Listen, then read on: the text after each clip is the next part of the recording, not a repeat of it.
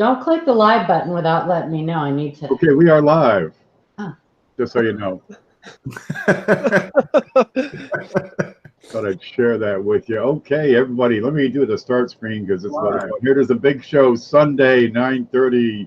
Be there, be normal, okay? Can't say be square. Of course, you got Shay coming up Saturday. Pretty much the entire evening. Just show up in there. Who else is there? We got Chris. We got a few other people. Here's this one. It's Robin.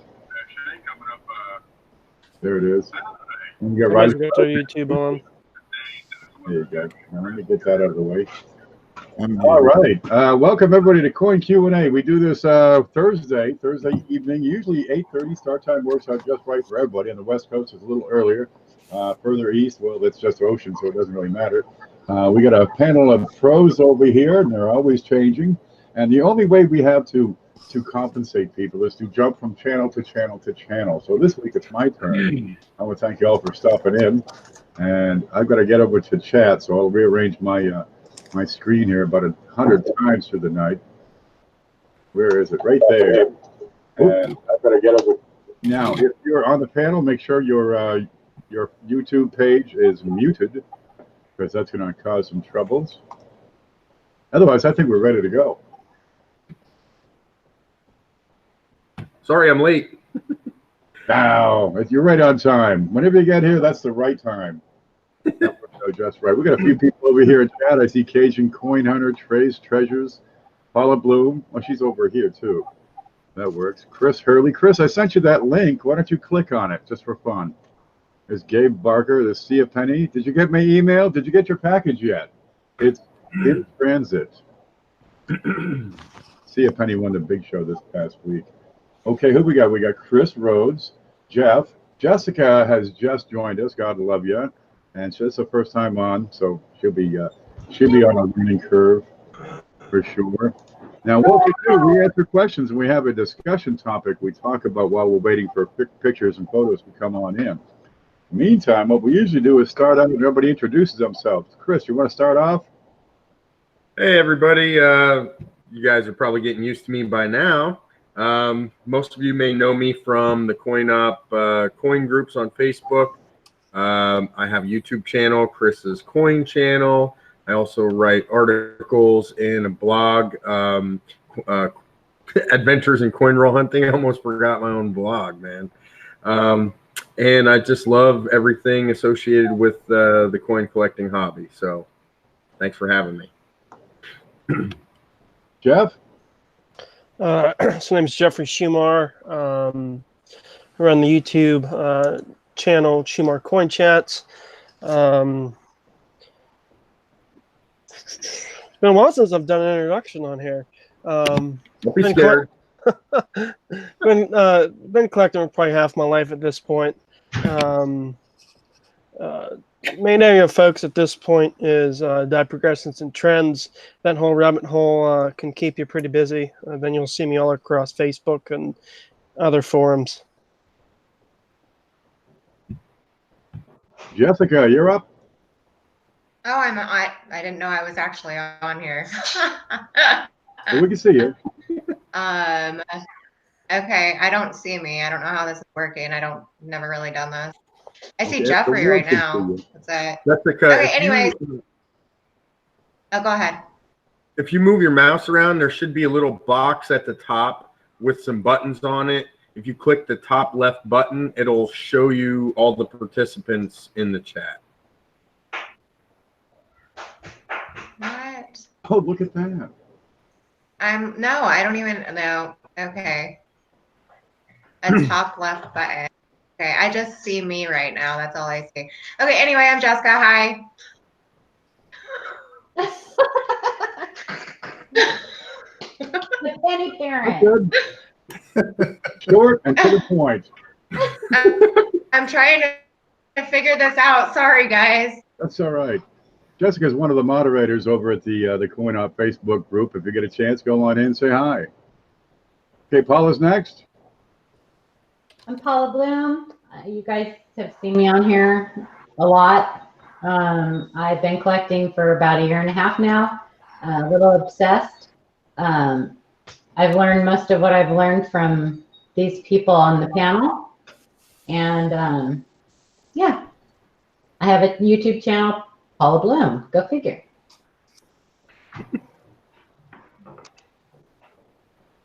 Shay Hoffmaster. All right. Yeah, I'm Shay Hoffmaster, and I have a website called manticcoins.com and a YouTube channel called Mantic Coins. I like to search half dollars and quarters for varieties and errors, and do auctions once every couple of weeks, and then participating in the QA panels because I learned so much from all these fine folks. And I've been collecting for a few years. My favorite coins are half dimes and 2-cent pieces. But you know, I do love half dollars, and try to learn as much as I can. Thank you. And share it. Okay, doke. I'm Ken. Let me press this button over here. Let's see. There it is. Hi, how are you? I'm Ken. I'm also a moderator over in the Coin Up group on Facebook. I'm what you call a hobby promoter. I like everything about the hobby. I like the people, and we like to talk about well, coins and pennies. And, well, I'm a big fan of copper. Now, look, I'm going to give you a link here in just a moment. You'll find it in the description below the video. Let's see. I got to press this button, and it is share your screen. Share. There, it's the Coin Video Blog and Livestream Directory, and you're going to find all these people in the channel. All their links will be in this directory. And if you look at the bottom, there's a tab, and look, there's a blog roll. Right here's Adventures in Coin Roll Hunting by Chris Rhodes is my blog, the Million Pennies Project. You've got Shay Hoffmaster at manticcoins.com website. Jeffy's in here. Here you go, right there. And you can find all of us. Now, if you want to find Jessica, she is the penny parent. So you got to go down to T over here in the directory. Yes, there she is in blue, right there. And you can find all these folks. Why don't you get over there and take a moment and subscribe to them and watch their content. They got good stuff for the most part. Really, maybe not that Ken guy. All right, now what we do here, let me stop this button. Nope, what happened? I'm back. We start off while we're waiting for you to send your pictures in, because there's an email address, and I usually have it written down and posted over here, but it has run off. You can send questions and photos to checkmycoin@yahoo.com, and you'll find that in the description below the video, and we're going to look at those. But while we're waiting for those to come in, we have a discussion subject which we talk about. Oh, where to go? Tonight's subject is, if you had money and time, no way, that's wrong. If money and time were no issue, what innovations would you like to see or like to bring to the hobby? It's kind of a general, broad question. Who wants to tackle that one first? I will, I guess. Okay. Personally, I kind of like the hobby the way it is right now. I was thinking about this today since I knew the topic, what it was going to be. And I was thinking, you know, in the past, everything was harder for people like me who like to search roles, and then certain technologies were introduced that made it a lot easier. Information became more abundant, so it's so much easier to know what to look for nowadays. And then if I think about what it's going to be like in the future, I'm a little scared that some of the technology that is currently being developed may rob my ability to find things, because people are going to be farming coins. And we all know, we talked about Tim, we were hoping he'd show up tonight, but he has the machine that he made, and it's a great piece of machinery, really awesome technology. And it's great for him, but for guys like me that like to search roles for key dates and rarities and stuff like that, it's a little scary. So I think right now where the hobby stands as far as technology is, I think we're in a great spot. I think it's a great time for us right now. So I kind of like it the way it is. Rebuttal? Who's up? Actually, my son, when I asked him, he said that he wants something that like he can put into a computer and it tells you what kind of variety it is. So he's on the opposite end of Chris there. And I don't think that technology is too far away, to be honest with you. I mean, if there's technology that can recognize a coin, its date, its mint mark, its condition, we're not really that far away from recognizing a variety. So I would probably go a little bit further in the other direction, because I feel like I feel like a microwave has prevented us from learning how to cook. I think that if we have something like that where we send coin pictures or take a picture of our coin and it zips us back an answer, that we still don't really understand why that coin is what it is, right? And I think that knowledge is going to be lost if we don't do something about it, right? And I think that's why we're all here, is we're trying to help folks understand what, sure, the value of their coin, what it is, and but I think we're also teaching about the minting process and how the things that happen to these coins happen. I think that just helps people be better at buying coins and making wise decisions when they invest their money. I really think if I had all the time in the world, I would put on some sort of continuous training program and certification, just like any accredited institution would for most of the careers out there. Mm-hmm. I think having some accreditation would be great for the hobby. People that know and are certified to do what we do. I think that would be great. Get doctorates, man. Yeah. So I'll jump in on this one. If time and money were irrelevant in terms of something we could bring to the hobby, my biggest thing would be, since a lot of these older dealers and specialists are starting to exit either through retirement or through nature's course, nice way to say it, I would really go around and start really try to document all of this useful information that's starting to get lost to time, because it's happening. You don't have specialists and numismatists as a whole like you used to. The pioneers like Bass, Bass, Eliasberg, Q. David Bowers. They're all just wealths of knowledge that the next 10, 20 years are not going to be present anymore. And then pursuing after that into kind of bouncing off as Shay, more of an educational type of, more structured education towards numismatists, with the information that you can stockpile from these specialists and these pioneers of the hobby that are starting to exit. I'd like to piggyback a little bit off of something Shay said and something Jeffrey said. What Shay said, the technology makes people stupid. That's not what he said, but I'm interpreting it. And he's right, because if you think about it, I mean, calculators came out and nobody can do basic math in their head anymore. Everybody relies heavily on the calculator, and there's other examples similar to that. So he's right. You broke up. You're going to learn what to be able to find this, or it actually happens, and get a better understanding for it. Because when you get a better understanding for it, you're not just going to find the stuff that everybody else already found. You're going to be able to pick out new stuff that nobody else found yet. That's how discoveries are made, because you actually truly understand what you're looking at.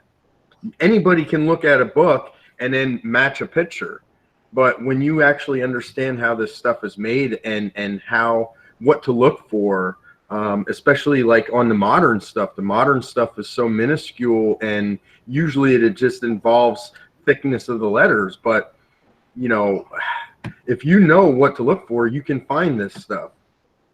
And now I forget what the heck Jeffrey said that I wanted to talk about there. Something about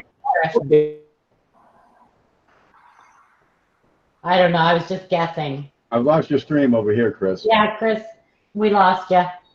With what Jeffrey said, like I thought about with what Jeffrey said, I thought about that earlier too. And like just being able to pick the brains of you know, everybody that's had years in the hobby. But if it was unlimited money, I would like develop a machine that could like totally like I remember. just take it all out.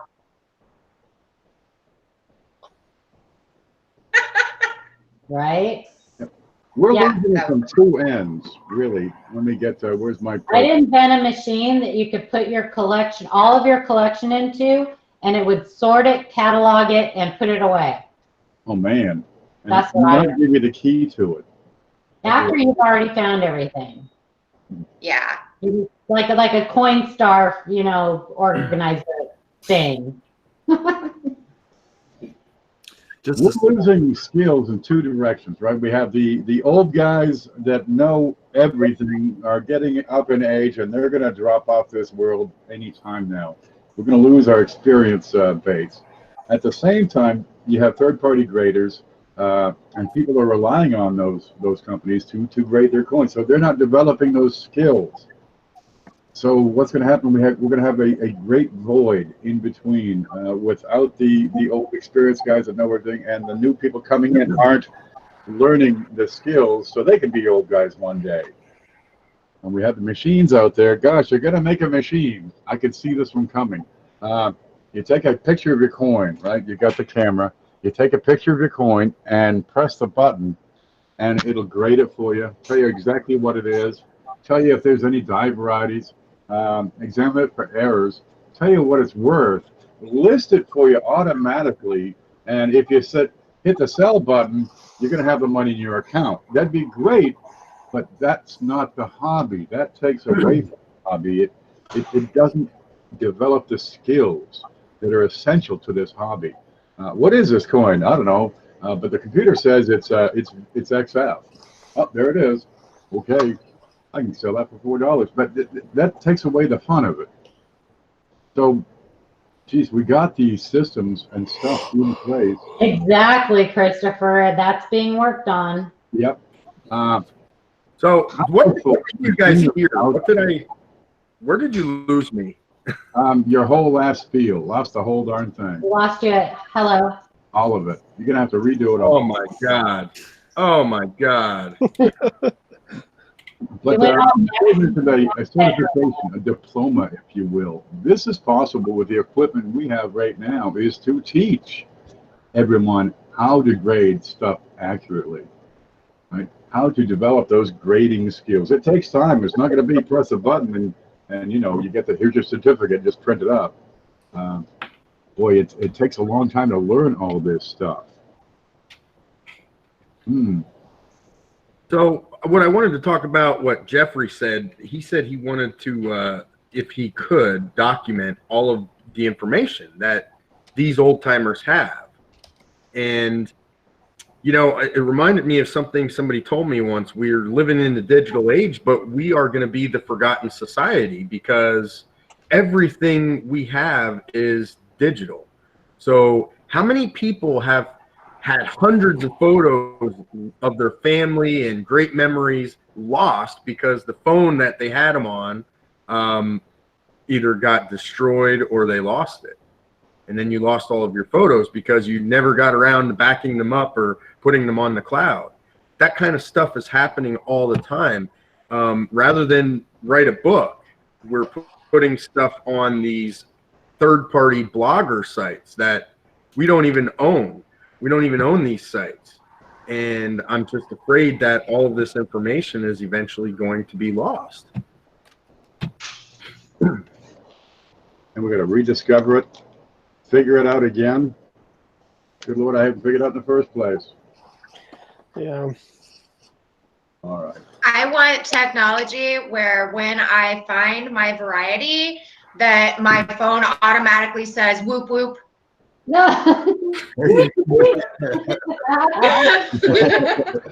Celebrate! No, Shay, you have to start screaming W in the way you used to. Hello. That's what I want. Get high dollar coins. Yeah. Oh, hey. Yeah, that would be awesome. Oh, there we go. We got a mix. We got a mix of what we'd like to see. Yeah. All right. For a lot of folks, the simple equipment that will identify your coin is going to be a big help, right? They want to know identity. What's this coin? Oh, it's a what is it? Oh, it's a plaid $50, Statue of Liberty $50 proof, 1986S. Okay, great. Then they want to know the next question: what's it worth, right? You know, anywhere from $5 to $10 thereabouts. You know, works pretty well. And then they want to know, how do I sell and get my money? Where's the machine I drop it into? Well, if you give them that machine, would you draw a lot of new collectors into the hobby? Because I think the Looksy app has the power and the range and the availability to get a lot of people into the hobby. Right? All you can do, you take a picture of it, and it'll tell you what it is, give you some idea of the value. All by itself, that's a powerful tool. What if we could grade it accurately for you? Do you lose skills? So there's a balance. There's a balance in here. We have to develop the skills, but boy, the convenience sure is nice. Well, if you got the Looksy app, it wouldn't take much to set up a little rig just to move coins through one after the other after the other, and effectively you put together the machinery that Tim has and search in volume. Could you make money doing that, perhaps, if you had the thing doing it automatically for you? That's a lot of opportunity for folks. I honestly want like a mini Newman. One of Tim's machines. Well, see, that's the thing. If that technology was available and at a reasonable price to everybody, then I wouldn't be so afraid of it. But it's so expensive that there's only certain people that are going to be able to afford something like that. So the average Joe, like me, I'll always be searching by hand because that's what I can afford. That's what I can do. Yeah. Hey, we do have some good comments in the YouTube chat, Ken, if we want to get some of those. Gosh, that's the very heart and soul of what we're trying to do over here. Yeah. So, like Cheapskate Coin said he would make coin shows more common and accessible, like taking the Long Beach Expo and making it a traveling show that hits every major city during the year. That's an awesome idea. That really is a good idea. I like that. Let's see. I saw a couple more here. Jason Patton wants a vending machine that could find errors. Oh, I'm sorry. He says having a machine that could find errors would take all the fun out of the hobby. And I agree with him. And of course, Linda Wallace says the Terminator will take over. We've all seen those movies, right? What if they combined the existing Coinstar with a Newman type of machine? What if you put the Newman type at the coin roller companies? They got the coins already there in massive volume, loose. Just feed them through that machine first. There's opportunity for sure. Yeah, Cheapskate actually had another really good comment here. He said another thing he would do if time and money was no object is create all the tools and resources that we have for American coin collecting and apply it to every country around the world. Now, of course, that's a massive undertaking, but I'm a foreign coin collector myself, and I know that there's very few resources out there for the type of collector I am. Of course, there's lots of information for basic coin series for those countries, but when it comes to what I like, errors and varieties, there's almost nothing. So that was another really good idea. I see your kiddos in the chat, Jess. Yay! My bug's here. Jay Baba, that's my daughter. She's so cute. She doesn't want her to swallow her tongue. What? Her tongue fell out. Oh my gosh. Yeah. Yeah. Yep. Wisdom teeth. It happens. Yeah. It was gauze. She thought it was her tongue. It was hilarious. Now, Brady2424 said he thinks that someone, I'm assuming it's a he, sorry, I shouldn't assume, someone should come out with a program that teaches collectors how to grade and look for varieties to an extent. Now, I am pretty sure that every once in a while, the grading companies will actually hold seminars and show people how to grade. I could be wrong about that, but They do that at summer seminar. yeah. Yeah, summer seminar does that. Mhm. Yep. So there is a program out there for it, but I'm sure, you know, you have to live in the right area. Where I live in the middle of nowhere in Pennsylvania. There's probably nothing like that around here for me. But yeah, that's also a really good idea. You know, I've been throwing out this idea about a coin bus for some time, and I keep adding to the idea. I got it written down. I keep adding to the idea. What if, in addition to just driving around towns and picking up coins, you know, boxes of rolls, and then parking down by the river, having a barbecue and going to coin roll hunt? What if you stopped in these towns and had a seminar for the weekend? This wouldn't be hard if you had a couple, 3, 4 people that had a good idea what was going on. We could develop classes, lectures, slideshows, video presentations, have a show and tell, if you will, with the coins in front of people in these several small places that don't have access to coin shops. So essentially, we'd be a coin shop on wheels. We'd be the Long Beach Expo on wheels. A coin bus. Does anybody know who Archie Taylor is? Anybody recognize that name? I do not. No. Archie Taylor was really, really big in the original Hobo Nickel Society. Okay. He was a longtime hobo nickel carver, and he actually traveled the country and paid his way by carving hobo nickels. He met people along the way. He stayed with other fellow carvers. He went to shows. He taught young kids how to carve.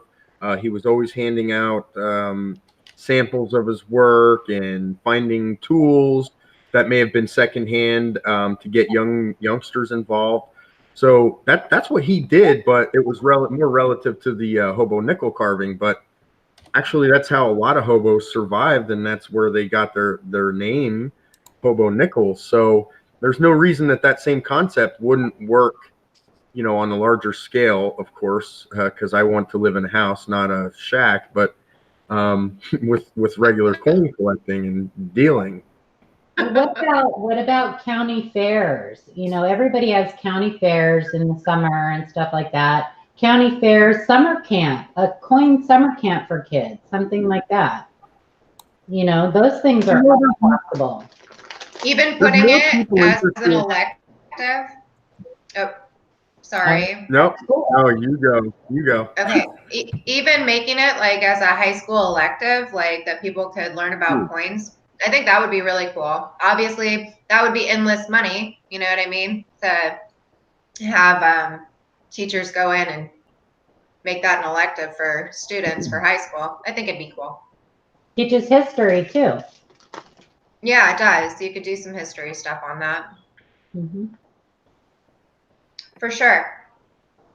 And you know what? For some reason, there's so many collectors out there that we don't realize. It's more popular than I think even we know.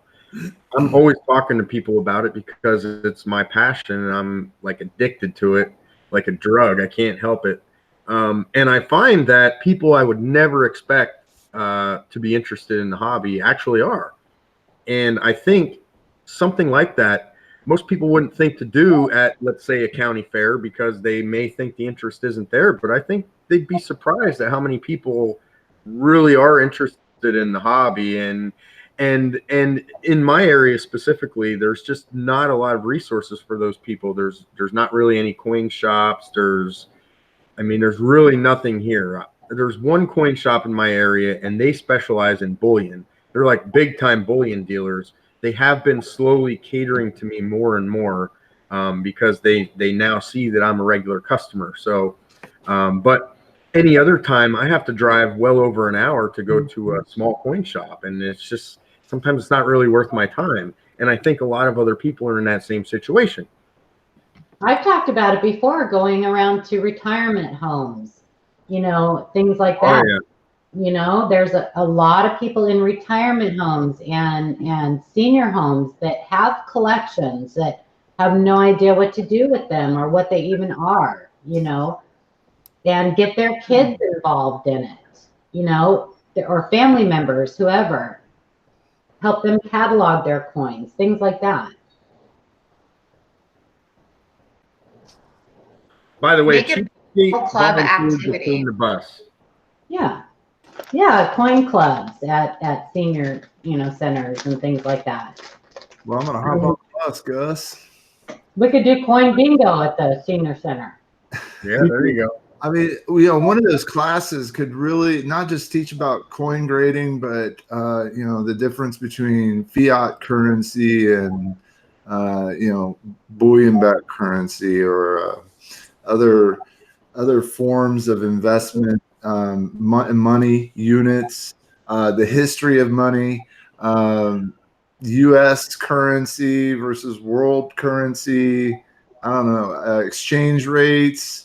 All sorts. You're not one of those guys that joins a coin group and writes this big long post about fiat currency, are you? Well, it's all fake, man. Taxation is theft.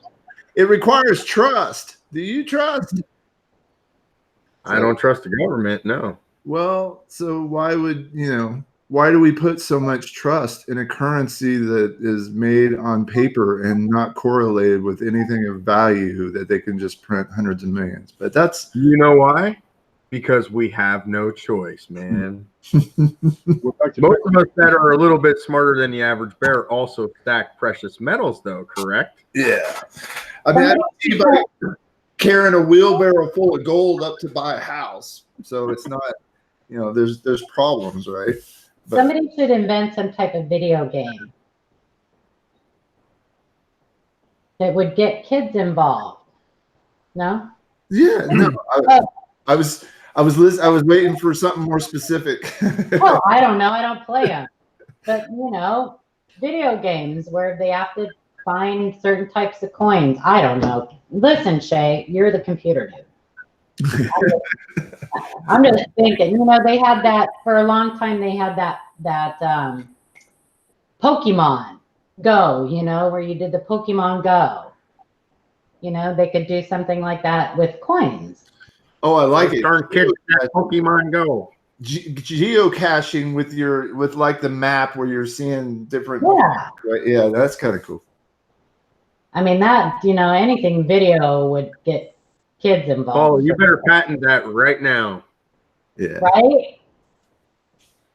Okay, copyright. I don't know. I don't even know how that works. Yeah, set it online. Can you just yell out copyright?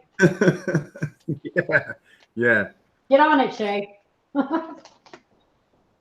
I'll mail myself a letter. Only take 10%. Wow. Have we got anything in the emails? We do. Oh boy, folks, here is the email address. It's checkmycoin@yahoo.com. If you have photos of coins and a question to go with it, send them in, and we're going to look at them for you. Jeffrey must have fell asleep.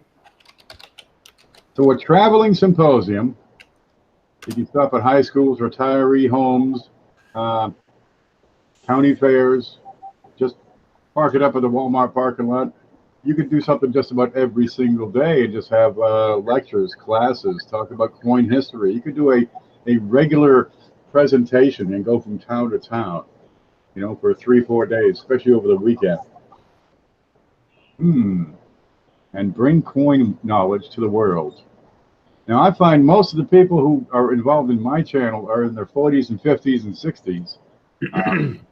And that maybe they started collecting very early, but, well, geez, it's hard to collect expensive coins when you're raising kids or when you're a teenager and don't have a job and broke. It tends to pick up speed, especially later on in life. I'm finding that out. Where people have settled in and they have the time to explore coins. Okay, except for Trey and Mike Mullins, who are youngins, and Penny Parents youngin. Penny's very young. I look young. Thank you. Penny. Just back. Jessica. Hey, Jeffrey woke up. My router's starting to go, so every now and then my internet crashes. So Yeah, you're roboting too. So I need to get a new router. Well, I know what my problem is. My kid's in that damn Fortnite game. What is Fortnite? Yes. Ken, I'm not even going to tell you what Fortnite is because you might fall in the rabbit hole and never come out. Oh.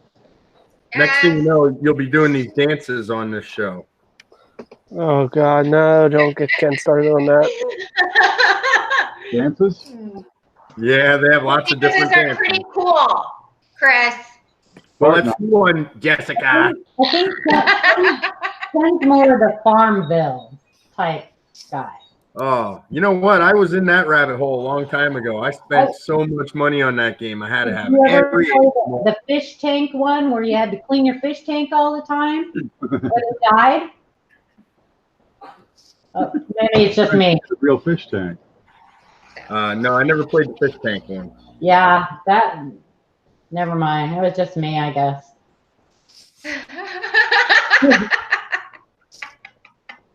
I had a real fish tank once. Yeah, that's too much work. But this thing, like, if you have to literally, like, if you don't check it every hour, your fish die because you got to go in and clean the fish tank. And you think having a real one's too much work? I mean, wow.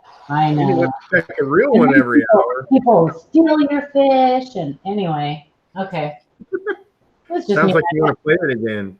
All right, let's move on and look at some of these Coins. coming in. Stop laughing at me, Jessica. Can't help it. I've got one. Do you want me to go, Ken? Yeah, go ahead. All right, I've got one from Roadrunner who asks. Whoops, I just screwed you up. Show. Wait a minute. There's a lot of buttons on this thing. There you go.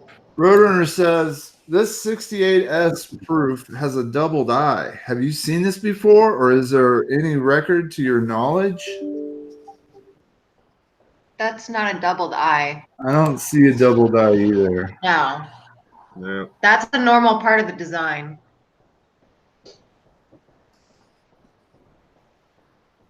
Boom, and that's why Jessica's here. No. Sorry, whoever sent that. That's Roadrunner.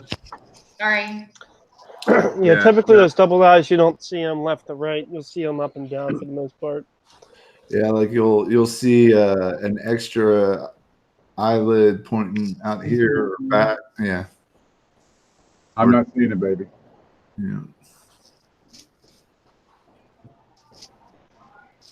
All right. Thank you for sharing it with us, though, Roadrunner. I appreciate it. Stephen Elliott, that's a 64. That's my unicorn that I have there. I got it from Coin Dragon. Jessica, you're such a people person, you know that? I don't want to, it would be so mean. I'm not trying to be mean. All right. It's like, on a double die. I know. Jessica, the bluntness will come in time. Don't worry. I'm just nice, I guess. So I guess we're not. The rest of us aren't nice. It's okay. this one's from Chris Hurley. Says, hi, esteemed panelists. Could you tell me if this is doubling on IGWT? It appears similar to the doubling on 2011 ACE DDO listed on doubledie.com. Sorry, it's still in the mint. Cello, always great forum on Thursday nights with you. So, yes. That. What is this? It's either you. That's a double dive, definitely. Oh. Nice find, Mr. Chris. Of course, Chris. What date and mint mark is this?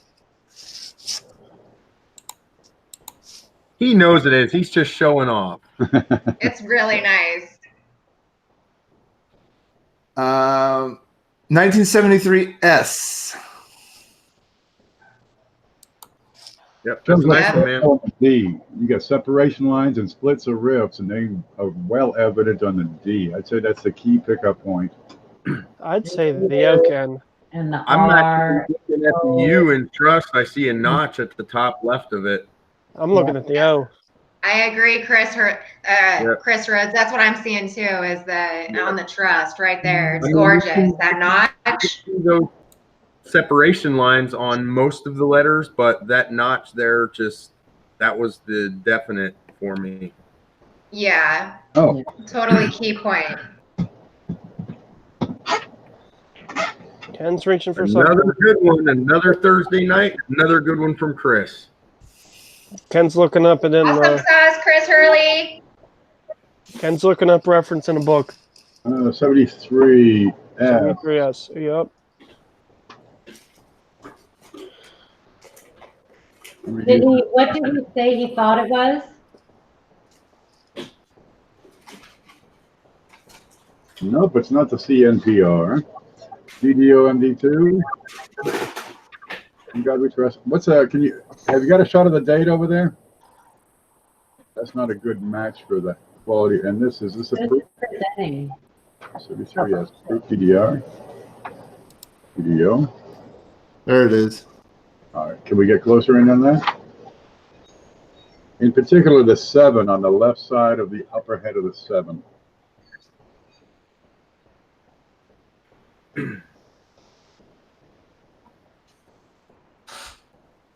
It's actually quite a good match for DDO number 2. And let's look at DDO 1. Are there any markers on that, Ken? I've got the authoritative reference on Eisenhower dollars, Wexler, Crawford, and Flynn. And let's see, 1973. SC, silver. Is that a silver coin? Yeah, it's going to be. Okay, the DDO2 is a pretty good match. It's a class 2 distorted hub doubling seen on ERT of Liberty, master die doubling seen on In God We Trust, and the date. That wasn't master die doubling. Yep. DDO3 is not as good, I think. I wouldn't think that was master die doubling. I'm with you there, Paula. I don't think that's master. Which direction is that? Northeast? Not a good one for DDO3. Proof there. Okay, SC.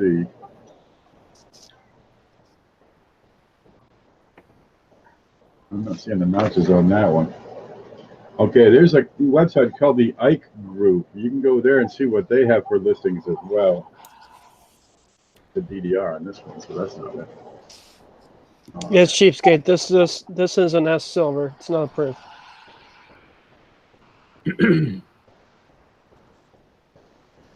That's a 73S. Okay. Look at that notch, baby. Oh, I love it. Yeah, me too. I don't know why they don't. Variety Vista doesn't have pictures. That kills me.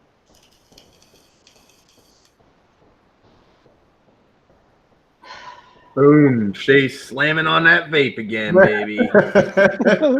They forgot mute. You know what? I say I kind of miss that crackle. Anything on the Liberty? Wexler doesn't even have anything. Actually.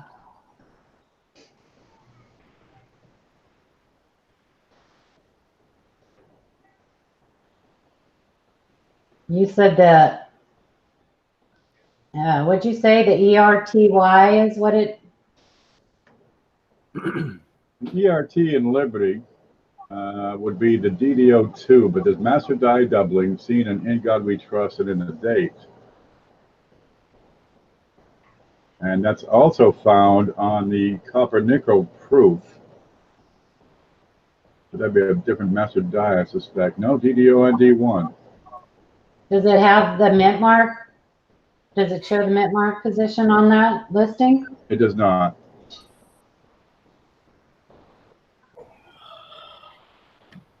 But they're distinctive and separate, though.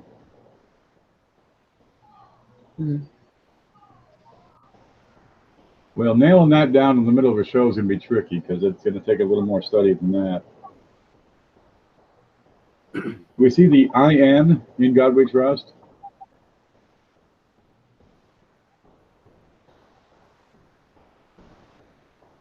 That's a lot of resolution on that. Well, so far, this is the closest to DDO number 2. Well, Stephen Elliott said you can't tell nest or die doubling by looking at it. I don't agree with that. Oh, sometimes you can. You'd be surprised. The closest match I find is DDO number 2 in the Wexler Crawford Flynn book. Like this.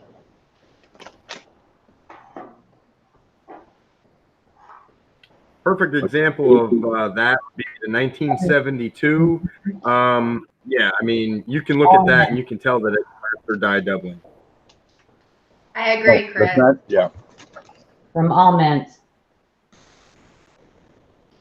There you go. This is what it seems to be, is this one here, the DDO number 2. And I'm going on the edge of the N. Now, this is tricky because the resolution on these photos is different from the resolution we see in the screen. But this is the best match that I can find. Well, they're out there, guys. These Ikes are terrifically under-examined. You're going to find things that have not been found before. I've got a couple back here that are unlisted by anyone. You can find some pretty darn slick ones. There's peg legs. They're always good to find. Those Ikes, just because they're a new series doesn't mean people have investigated them heavily.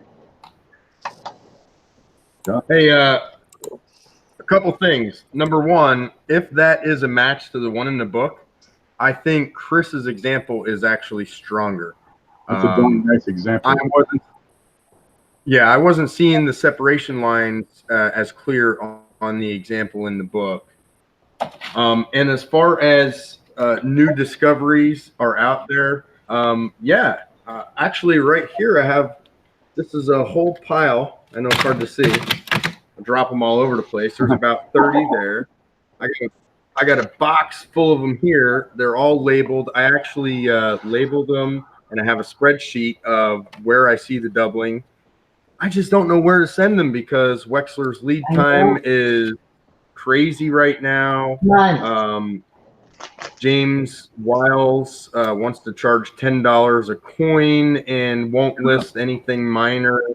And Chuck is also inundated with stuff. So I don't even know where to go with this stuff right now. It's a shame. The SAN database is still going on. The what? The SAN database is still in progress. I remember that, yes. That made my brain hurt, I'll be honest with you. We have barely gotten that thing off the ground. I mean, 5 years on that easily.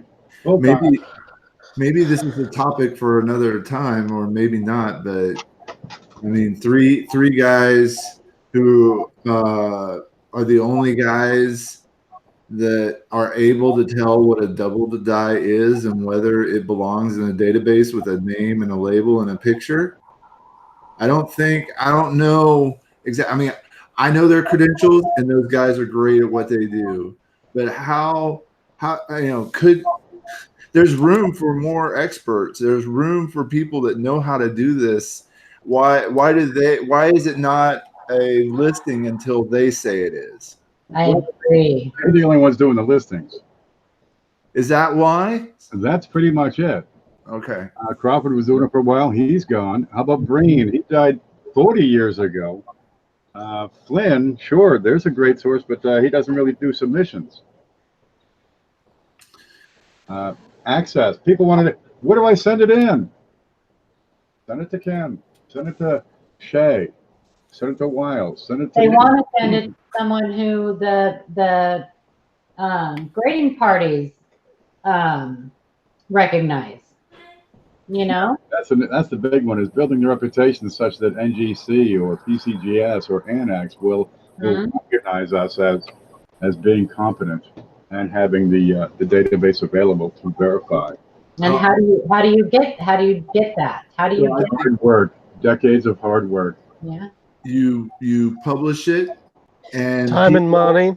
people will then reference it. Yep. And once, hey, why aren't you slabbing my coin? It's referenced on this site. See? Yeah. Right. Yeah, I Schumacher hit the nail right on the head. It's time and money, and I know for me specifically, my issue is I have a family, so I have to work. I have a real job. This is a hobby for me right now, and I can only dedicate so much time to it. And believe me, when we came up with that idea of putting all those double dies on a spreadsheet and making a standard database for them, it's a great idea, and I really want it to work. But unfortunately, there's so much time and energy involved in something like that. I really just don't have it to give right now. I mean, at this point in my life, I just don't. And even you, Ken. I mean, Ken, you're retired, right? But you still need to make a living. So you're selling coins to make money, and that is a lot of time. So where do you find the time to update that database all the time? It's just A little. I can't do it right now. A little at a time. I'm going through the database on my screen right now. You get a group. I've been scrolling it for a couple of minutes here, and I'm up to 1937. There's a whole lot of die varieties out there. Some you've never heard of. They're cross-referenced. Some sites will have it listed, some won't. Some sites will have different varieties listed, and I'm not able to cross-reference them because they use different markers or different pickup points. Oh boy, this is a hard project. The 1941s in particular are difficult because you got scores of them, and each on the different sites. And I've got to move this. I've been. I think I'm still presenting. You should show. Am I still presenting? Yeah. Yeah, you are, Shay. You are screen sharing. Yeah. The time constraint's the biggest thing. I know I'm back to doing this coin stuff part-time again, and the time's tough. I mean, I'm working on a lot of die progression, die trend, die deterioration type work, and with no good reference to reference at this point, I'll say that broadly. The stuff I do is pretty difficult at this point.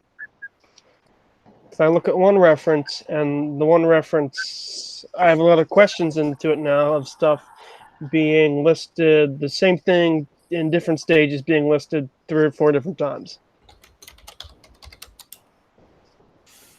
And the reason I know this is because I have the progressions of certain years at this point that so I'm back again to not having a good reference to cross-reference stuff for me, at least. We're going to put together coin labs. Yeah, we found a brand new variety $50. Just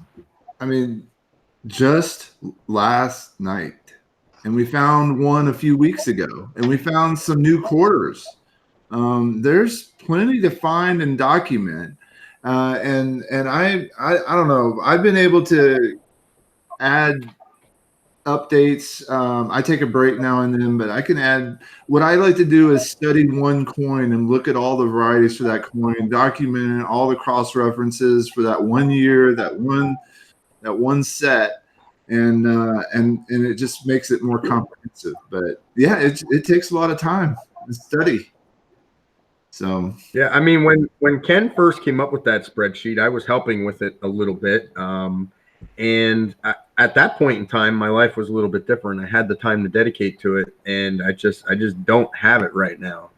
I'm spread so thin. Like, I worked 12 hours a day. I came home from work. I got in my other vehicle, took my boys to a job, went to get something to eat, came back here, finished eating, and got down at my desk at 8:31. So I've literally been going nonstop since 4 a.m. I just honestly don't have the time. I wish I did. But If it was twice as long in a day, you'd have twice as much to do. You're right about that. All right. So the next question comes in from Roadrunner, and the question is, does this picture of my Mercury dime reverse appear to exhibit full split bands? And I'm going to start. I think no, because That's full split bands, there's full bands, and full bands needs to have uninterrupted. No dings or scratches or anything on those. Yeah. It is interrupted. I see where you're showing that. So no, I agree with you, Shay. Now, PCGS will give a full bands designation if this is completely split and there's no interruption. But they don't require full, what's called full split bands, where you have like McDonald's arches, where it's, these are actually rounded. If you look at them closer at the surface and from an angle, a lot of times this gets rubbed down flat, and you could still have split. You could still have full bands, and PCGS will definitely slab that full bands. But some connoisseurs want to see full split bands where it's rounded on the surface, right? Yeah. Yeah. So to answer the question, no. Nope. Close, but no cigar on that one. Close, I was going to but no. say close. That's close, but not good enough. Is this About as close as you can get without actually. There's a tab at the lower right of the image. Is this in a capsule? It looks like flip. Oh wait, no, It's in a slab. it's in a slab. Yeah. It's in a slab. I wonder what they wonder what good old NGC graded that is. Maybe he was slab hunting and thought, hey, Who sent that in? I wrote. Oh, Roadrunner, if you're in the, you said Roadrunner. Yeah, Patrick. Roadrunner, if you're in the chat, let us know what that graded. Because I'm intrigued about whether if they would have given that full bands or not. Because I've seen them give a full bands, and in my opinion, it's not a full bands. Yeah. In my opinion, that's also not a full band. Charlie Reiser wants to know if anybody knows what the banks do with foreign coins once they get them. Nothing. A lot of them don't even. That's why you find foreign coins in your bank rolls. I mean, they don't treat them. You're not going to be able to cash in a large amount of foreign coins at the bank, but if you slip a few in here and there, they're just going to get circulated through with everything else, assuming they're the same size or close to it.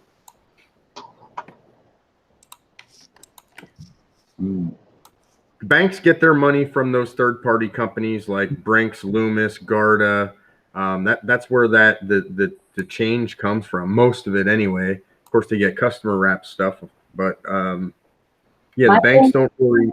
My banks will cash them in and give you the exchange rate, but then they crash them. They don't send them back. Loomis won't take them. They don't send them back to the coin roll hunting. That's a complete loss for them then. Yep. They take a loss. They'll start doing that, I'm sure. I ask them, and they save them for me when they get them in. If I go in and pick them up, but sometimes I don't even bother. But they will save them. Paula, your face is gone. I know. I turned my camera off. No. I'll turn it back on. I was eating. Oh. Hi. I've been munching on grapes, and that just wasn't enough. So I had to have a Rice Krispie Treat. Oh. Sorry. Shay has another one up here from Cheapskate. Yeah. So Cheapskate says, this is an AU 1851 3-cent with die clash on both obverse and reverse. I've been researching it to see if it's a known attributed variety so I can label it accordingly, but with no luck. Wanted to see if I could get some help tracking it down. Anybody want to take this one? Where does he see the die clash? I see direct design transfer, but yeah, so so I was gonna say the same as Paula. With these planchets that are so thin, those dice come down and crash with pretty reasonable force.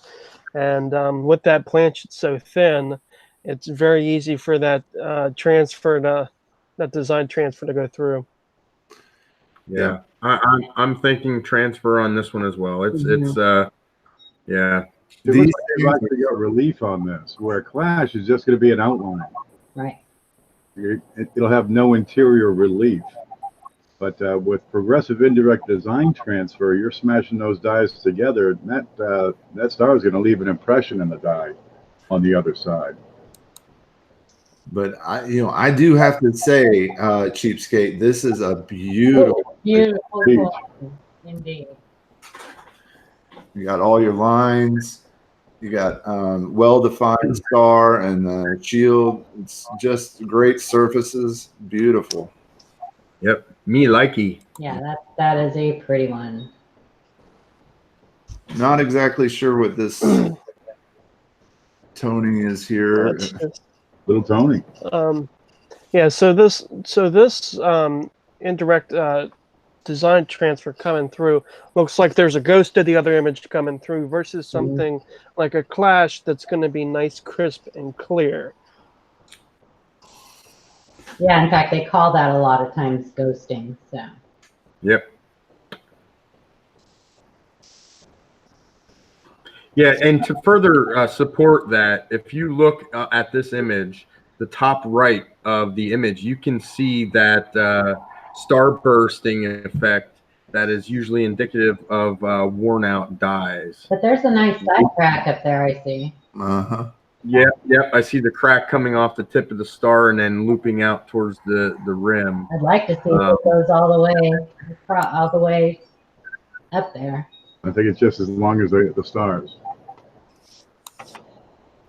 Yep. Nice coin, though. Very nice coin. Hey, there's Roadrunner. Hi, Roadrunner. Oh, beep, beep.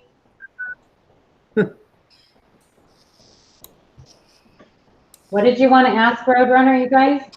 Roadrunner, what did that Mercury dime you had a question about? What did NGC grade that as? I'm off the chat. Yeah. What did NGC grade that as? The cone's here. Hi, Ryan. Reiner. Flattery will get you nowhere, Decone.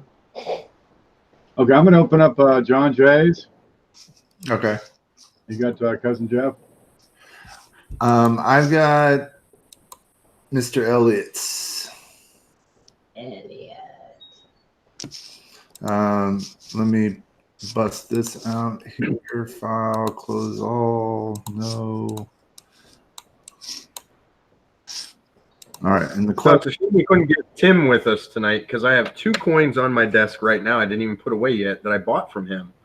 I have a beautiful 1935 double die reverse, very strong doubling, and a 1913 S Type 1, really nice looking coin I got off of him. Darn it.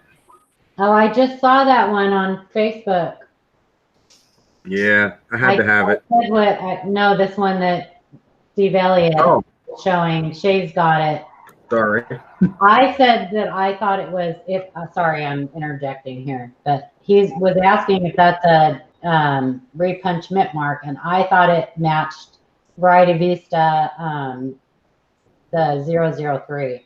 I think it's a different die state than what. So this is 87D? Yeah, 87D. Well, let's check out copper coins and see But what if they the have. copper coins now, if you look on Variety Vista, Variety Vista has a different die state on their site. Chuck doesn't. So if you look at the later die state, because it's saying it doesn't show the under the D, but on Variety Vista it shows that's missing. And you thought it was what one on Variety Vista? 003. I can't see it. We're stuck on Jeffrey's screen. Quinn, can you? Sorry. I'm trying to open this up. There you go. Hi, Jeffrey. Bye, Jeffrey. Can you talk on Shay, Ken? On Shay? Yeah. There we go. 1987. Okay. The mid-mark positioning, the notching at the top, everything matched to me. You just can't see the bottom part of it because I think it's a different die state. To me, it's not matching number 3 on Chuck's website. No, on Variety. Let me check. Yep, I'm going there next. Okay. The trick, Variety Vista number 3 may be Chuck's number 4 or Wexler's number 7. Yeah. The numbers don't always line up. Well, it's also Konica number 3. Yeah, but Chuck's Chuck's, it doesn't look the same on Copper Coins as it does on Variety Vista.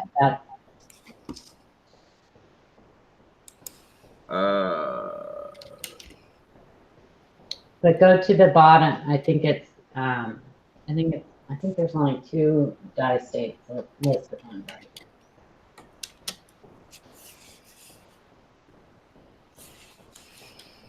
You said you think it's what one, Paula? Huh? A repunchment mark what? 003, I believe is what I called him. I don't think so. No, I'm saying no as well, because if you look at the bottom of the mint mark, that's a big tell in this case. Yeah. I think there's some tricky machine. He has some different photos too, though. On 3, they only show stage B. Are you sure you're thinking of a 3? On Variety Vista? Maybe there was one that, maybe it was Chuck's that had a different die. No, Chuck's only had mid die stage, and yeah, it didn't match. That's a fairly early stage. Oh, I think what I'm looking at is the bottom of the mint mark on his coin. There's no blob there at all. But I think it's just some tricky machine doubling, or maybe even it almost looks like the top half to right side of the mint mark is flattened a little bit. And if you look at the top of the 7 as well, it almost is in line for like coin rolling machine damage. Yep. It's not a repunchment mark. I agree, Chris. This is one of those that I can see is so close to a known repunch mint mark. I can definitely see why there would be some confusion, but when you look at it real close, you'll see that there are definitely some differences. And what's given it away for me specifically is the flat. It just looks flattened to me. Yeah, it looks flattened. And I actually just saw some on the 8 as well. So whatever flattened it was fairly wide. And it got the 7, the 8, and part of the mint mark. there was one that, it might have been Wexler's. There was one that I looked at. I thought it was this one. It might have been a different one I looked at, though, that said that I don't know. Said that in a different die state, that bottom was missing. So maybe it was. Mr. Chuck. Chuck said not an RPM. Okay. Oh, what is this tool? Ooh, yeah. Look at that, baby. Yeah. Yeah, Steve was saying Something on Facebook too that he didn't find a match for it either. Okay, I got one from John J over here, ready and lined up. All right. Says, hello, I'm sorry, did not include full photos of the obverse and reverse. Can you tell me what's going on with this coin? There's a guy wearing a hat and a fish or a snake on the obverse. Appears to be a tree on the reverse along with other strange markings. Okay, let's see. I gotta set this screen. Is it this one? Is that one? And screen share. Share. Come on. Are we there? I think we're there. Nope. Okay, here he is. We don't have the whole coin to look at, but I do see a coin with a lot of circulation marks. You're going to see that all over this thing. Here we go. Here he's got a guy in a hat. Can we not? Can we not? Chris, oh my I'm gosh. not sure what that is. This is a flag. What you got here is pareidolia, right? Is there a bird on there too? The marks. Horse? Is It there might a bird on resemble a horse. Who sent this one to us? That looks more like a dog, man. That's what I was gonna say, Chris. It's a dog. Okay. There you go. All the contact marks, all these little fine scratches across the surface. Hey, that's an anarchy symbol sideways. Is it? Yeah. He's right. Oh my goodness. Okay. No, that's supposed to be the snake. All right. If you look at these things close up enough and long enough, you're going to start to see things. Dude, it's like a trick. Don't worry about that thing. Now, if it's raised up, like the man with a hat, if that was actually raised up, that might be something. But it's not a normal part of the design. Oh my God! Does anybody see what I see right next to the D mint mark? It looks like the D. Oh my gosh. His nose, Yes. his chin.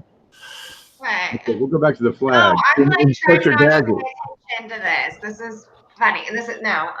Yo, whoever sent this in must have got a special package from Decone. That's all I'm saying. You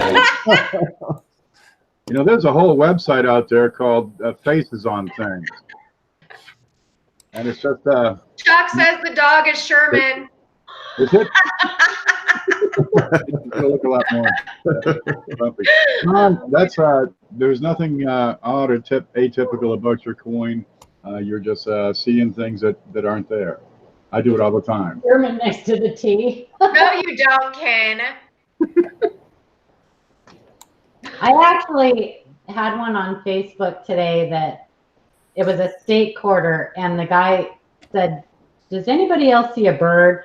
And I actually asked him if I could save his picture, and I saved his picture to use for whatever, if people see things on their coins or whatever, because it really did, it was damaged, but it really did look like a bird. All right, I got one from All right, cousin Jeff, along the lines of this is in the general theme. Can you? Let's see. Do I have focus? Yeah, show you have focus. All right. So it was just this, I've seen some ground down coins, but this looks a little different. Anybody want to take that? Yeah, sure. It's just damage. Yeah. That's terrific. Boom! Right to the point. Yeah. But now, Jessica, let him down easy. I'm so sorry that's damaged. Okay. That's all right. It's scratched, it's smoothed down, it's flattened, whatever you want to call it, but it's damaged. You could put this on a belt sander, or I don't know. That's what it is. That's a belt sander is what that is. Yeah, and then when you do that and then put it back in circulation, those scratches kind of get smoothed out, and it doesn't look. I mean, that's obvious. To most, it's obvious that it was removed on purpose. I think somebody was going for a pocket mirror. Ooh, good one, Shay. Yeah. I call these angry coins because somebody had spent a lot of effort trying to screw up this coin. Got just a tidbit mad.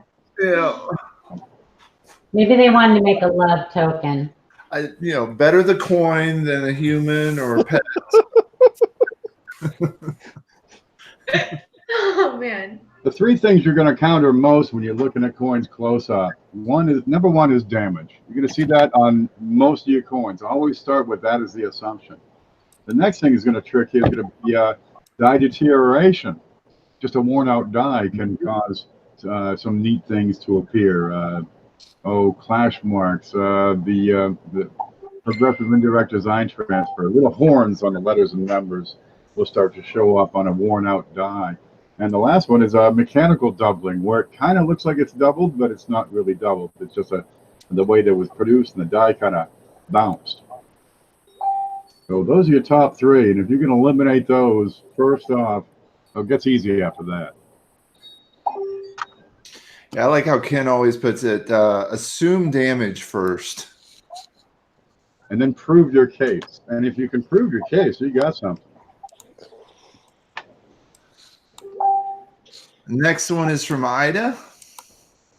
And it says, can you tell me what you think this would grade? As always, thank you.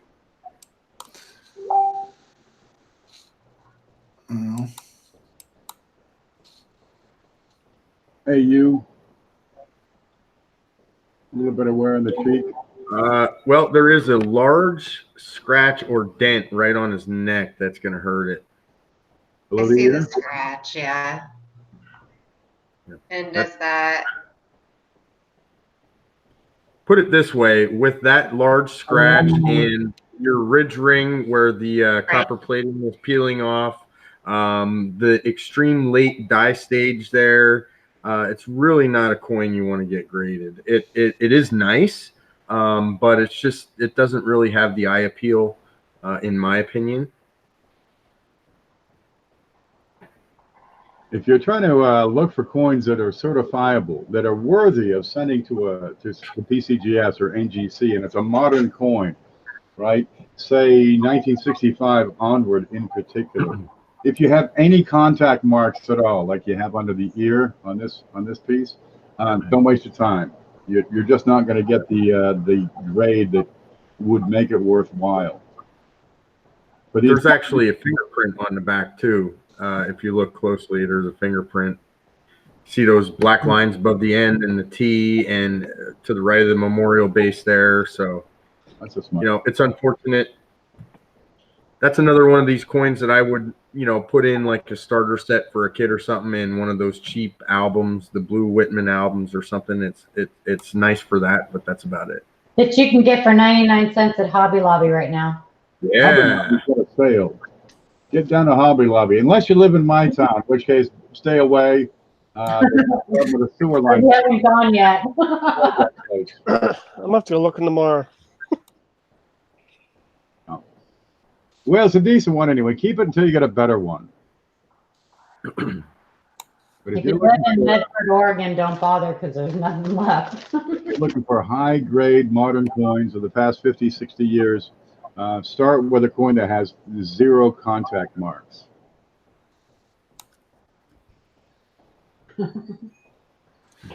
All right, I got one more. This one's from Zeppo. Zeppo. Put my shirt. I get a Zeppo shirt. Giddy up. It says, Hey, that was another one of those guys that finds a lot of good stuff. Oh, what do you think about this die? Nice one. Those would be letters. At Liberty?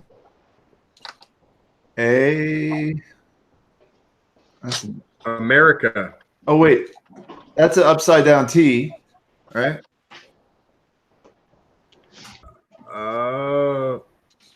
What's on the other side of the quarter? I need a quarter quick. Flip it. Yeah. Is that upside down? Yeah, hold on. Let me. No, that's right side up, but let me flip it. Just appear of the day. Put your name down, flip it in reverse. Let me answer that question. Is that America? I think it's America. Let's see.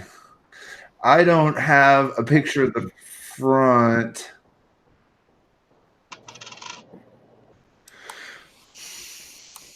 Actually, that would have to be Liberty, right? Yeah, it would have to be the A. That's the bottom of the R. Yeah, it has to be Liberty. Chuck said RTY, backwards and upside down. Yeah, RTY. That's a strong clash. That's a keeper. Yeah. Yep, nice one, Zeppo. Yeah, because Yeah, usually Anything on the front? the doubling on this quarter would be found within this little thing here and these bushes here. So it's a beautiful quarter. Yeah, I'll have to add that to the list. Yeah. Yeah, yeah. Thanks for reminding me. Oh, I okay. did add to the list. I wonder if it's a P or a D. Yeah, I found some clashes on these on a number of ATB quarters that aren't shown anywhere. They're not on Mad Die Clashes, and they're not. That is a great photo, Cheapskate. He did a great job on Yeah, that. he did a great job on the photo. Yeah, this is these heavy die clashes. These are what I document a lot of these nowadays too. Thanks for sharing that one, Zeppo. Good one. If the class that strong, you'll find more of those. They're out there. Yeah, die progressions and trends. Perfect example.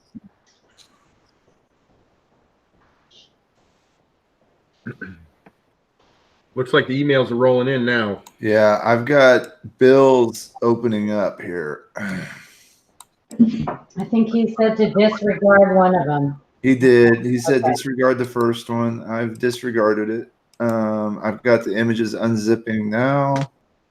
Yeah, I'll look up Ida's. What did you say? Ida Herring got one Oh, I coming. thought you said elephantitis. I'm Oh, here. Oh my God, Paula. I need to clear my ears out. I'm sorry. That picture of that thing pointing to the got me all messed. To the D, the D pointing at the D. Yeah, that one. Oh my God. Oh, Zeppo's here. Maybe he can answer. I asked a question in the chat. All right, cool.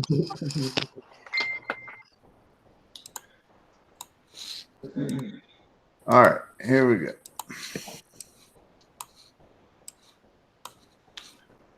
Grr. All right. Shut up, Lily. Hey, while we're waiting, if Chuck's still in the chat, hey Chuck, looks like you're getting your way anyway. They chose the name that you wanted. He'll know what I mean.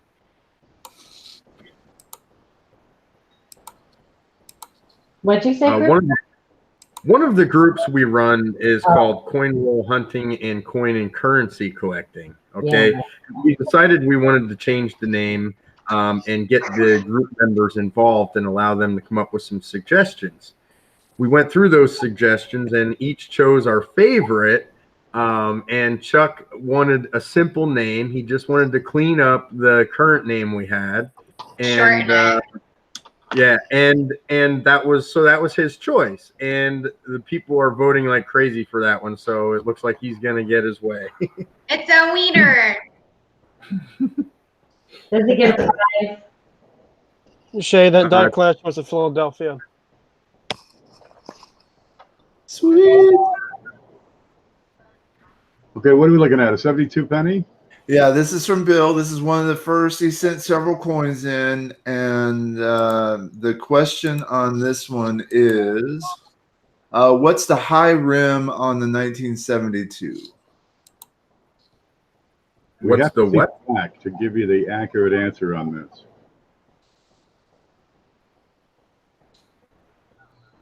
What was the question? It said something about a high rim. You mean this extra thickness up here? I'm guessing that's what he's talking about. I'm also thinking that maybe this could have possibly been like a thicker planchet, because I think what he's saying is the rim itself it seems higher, maybe a little thicker than normal. It does look like a deep strike. I'd be interested in seeing the edge of the coin personally. I'd like to know what it weighs.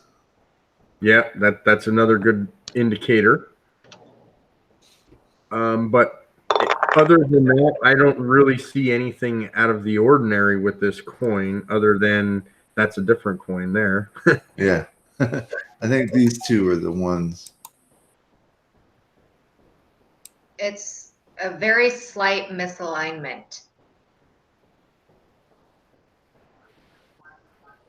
Yeah, to me, that's a spender. Yeah, to me, there's nothing that jumps out at me on this one. And then Coin Dragon Frank said that nearly every 72 that he's seen has a die misalignment. I agree. So Yeah. I want to kind of point out something. So this is on the, see how it's thick down on the top up here. Well, that's on the opposite side. That's the bottom down here. Yeah. And it's thick over here. Mm-hmm. Now think about what would. Ken, get your dies out, man. Get your dies out. Go ahead, baby. Fast as I can. No. Okay, go. No. All right, we get this one a lot, so I try to show it off a lot. What you got? And present Give yourself. yourself the focus. Let me get that. No, but okay. There you go. You're looking at lining up the two dies. Here they are, right? And you want to have them lined up right tight. The centers on center on center, and also the center of the planchet has to be lined up. So you got, I can put a pin or a pencil all the way straight through all three. Now, if they don't line up, right? Let's say one of the dies is a little off. Let's move that off, right? You're going to have extra rim on one side. See that? Let's see if I can get this in the camera. But I've got extra rim on one side. But the other side, you have to compare both sides, is just right. It's beautiful. Okay, now let me make a ball out again and screw that up and have both sides, both dies out of whack. There's my planchet. Right? I'm going to have this off center. So the dies are lined up, right? They're lined up just right as rain, but the coin is off center. What's going to happen here is I'm going to have extra rim on both sides. Here it is over here, and if I flip that over the way I would a normal coin, right, it's going to be extra on the other side. So that if I pick it up with a pair of pliers, I'm going to pinch both sides where it's extra rim. So you got to, when you see these, you got to compare both sides. You got to. If the rim is extra wide on both sides of the coin, it's off center. If it's extra wide on only one side of the coin, it's a misaligned die. There it is. But usually on an off center, you need to be say 5% or more off center before they start to gain value. That's about it. Yeah, Ken hit one of my pet peeves: coin and pliers in the same sentence. Uh-oh, here we go. He's going to troll you. He's trolling you. Oh! There we I've go. seen photos of coins like that. Nice channel locks, Ken. Yep. They're handy. I use them for everything, mostly to open cans of pickles. Okay, Ida's up, and I got her picture over here somewhere. Where'd they go? Oh, wait, here it is. I got to get, oh, there are too many buttons on this. Do you want to finish Bill's real quick, or do you want to go switch to Ida? Oh, you got another one for Bill? Yeah, Bill's got 3. Okay, go ahead. All right. Adventures at Blogspot.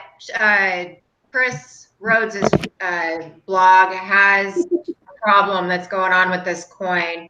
It's damage from a coin rolling machine. It's moved over the number on the 0. Yeah, it's So damn. check out Chris's blog, guys.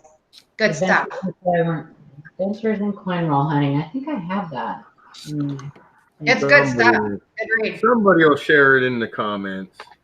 There you go. If you can't find it, there's a link below for the directory, and in the blog section, you'll find Chris's blog listed. And then the last one is this 1990. What's going on with this? Late stage die abrasions. Zinc. Waiting blisters everywhere.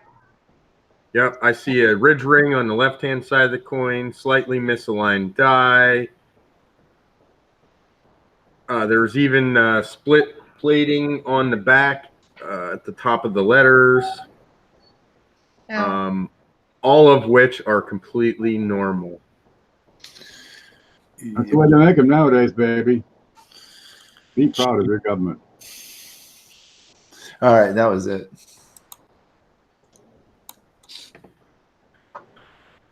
That's a good keeper because all of those you're going to find all of those issues you'll find on more of these modern coins, especially the zincs. Okay, I've got Ida here. Wait a minute, I lost my place. Here's And me. make sure you present yourself. Yeah, is it working? Yep. Okay, I got a 1909 from Ida, and she's asking, is this worth grading? No. Let me show you the back here. Now you got this bit up here on the back, this dark, rough area. This is a corrosion. Let me see if I can zoom in on that. Okay, this is corrosion. When you ever have a corrosion or this heavy buildup of debris, here's some more of this stuff inside the sea. There's just some doo-doo down here. And this is a 1909 VDB. Anytime you have this sort of thing going on, it's not worth sending in unless it's a very, very rare coin. 1909 VDB, you're in good, maybe very good shape here. You've got some lines showing. It would cost you $40-50 to certify it, but it would come back with details because of this environmental damage here. What's a $5-10 coin? This is probably a $5 coin, perhaps. You do have some extra damage here in the rim. This is pretty minor. For the grade, you can probably get away with this bit on the rim. And You're yeah, you got Shay. We're looking at Shay still? We are. Huh. So there he is. He's a handsome fellow, but I don't see any corrosion on him. Yeah, not yet. So here. Can we see it now? Yeah, there we go. Okay, it's a 1909 VDB. You just have a bit of ear. This is good, perhaps very good, but no better. It looks like this shiny line. See how it shines?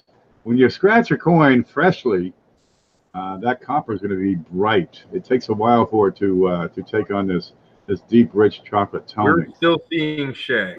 Huh. I see. Wait. I see. There we go. Hmm. There we go. Not yet. Can you see me now? I'm going to have to. Boss showed up. We all got to act normal now.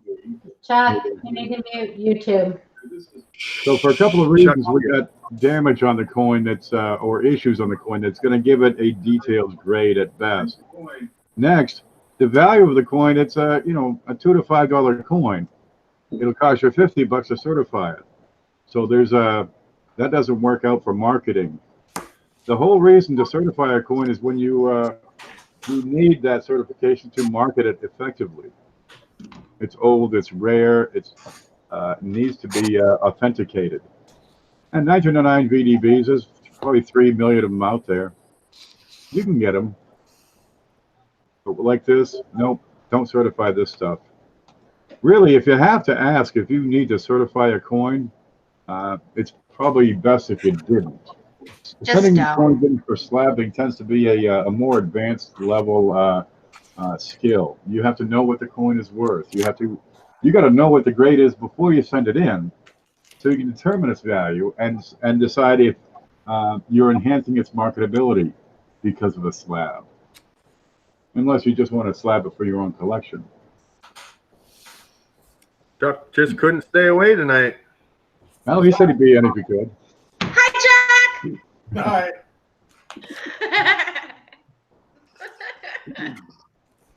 Here's Chuck Johnson. Introduce yourself, Chuck.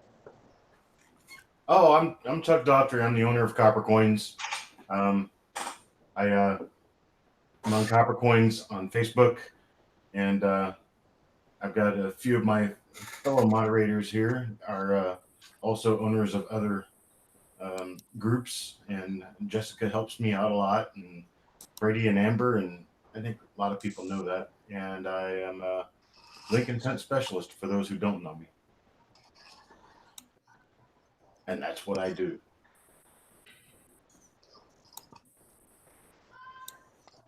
Yay. Why is nobody clapping? Thank you, Chris. I think I'm a bit reminiscent of the Rays baseball game today. All right. I have the cones dime seated. Right. Run away. All right, let's see. I need to show. There we go. He's got an 1853 with arrows here, and he's asking, is this a DDO, a DDR, or what? We've got a number of pictures.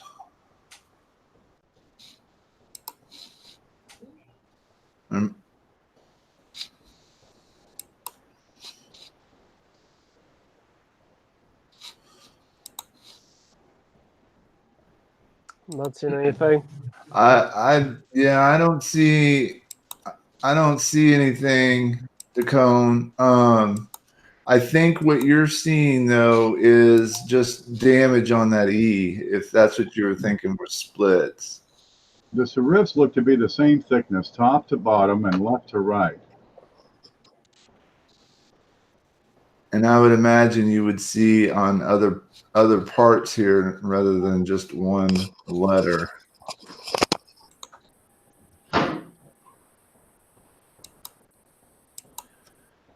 And same Now, up here. there is a known repunch date for this year, but I haven't seen I don't see any evidence of being a double die. A little bit aware, not aware. Yep. I'm with you on it, Shay. I'm not They seeing also anything. have heavy clashing on those a lot. Yeah. All right. Look at the top of her head, says the cone. Top of her head. Somebody's laughing. Who's laughing? Yes. Oh, sorry. Up here. I don't have my glasses on, so I didn't see that it was you. I just heard. My bad. You Sound can like a clown horn. What? Sounded like a clown horn. I thought it was a bird. Actually, I thought somebody had a parrot. That's what it sounded like. This looks like damage to cone. That's all I'm seeing on it. It looks like a blunt sticking out of her hair. Christopher. Sorry. He'll know. Hey, you know what? If you're up this late watching our channel, you have to be an adult, right? Early hair. It helps. I understand what you're saying. Oh, yeah, that's right. I forgot about time zones. Andrew O'Neill sent some photos in. Let's see if I can open one up here. That's crazy in chat, but he's heard it all. Not that he should have, but he has.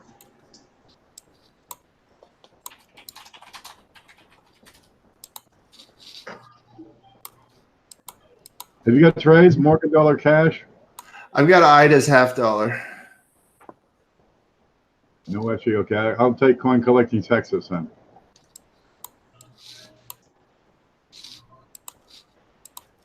Oh, that's the no FG one she was talking about. Yeah, she was asking if this is a no FG. What do you think?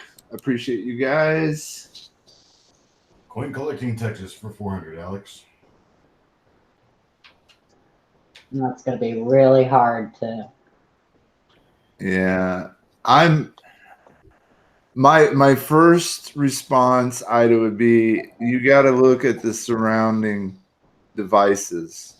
You can see that the tail is no longer have distinct lines between the feathers, meaning, and there's hardly any feathers showing on the leg or the arrow feathers. This is well worn. A lot of times I see people that have, actually caused this, worn it down. I would sometimes I will take a flashlight and I will shimmy the coin a little bit around to see if I can see it. But there looks to be some evidence of a letter near the leg.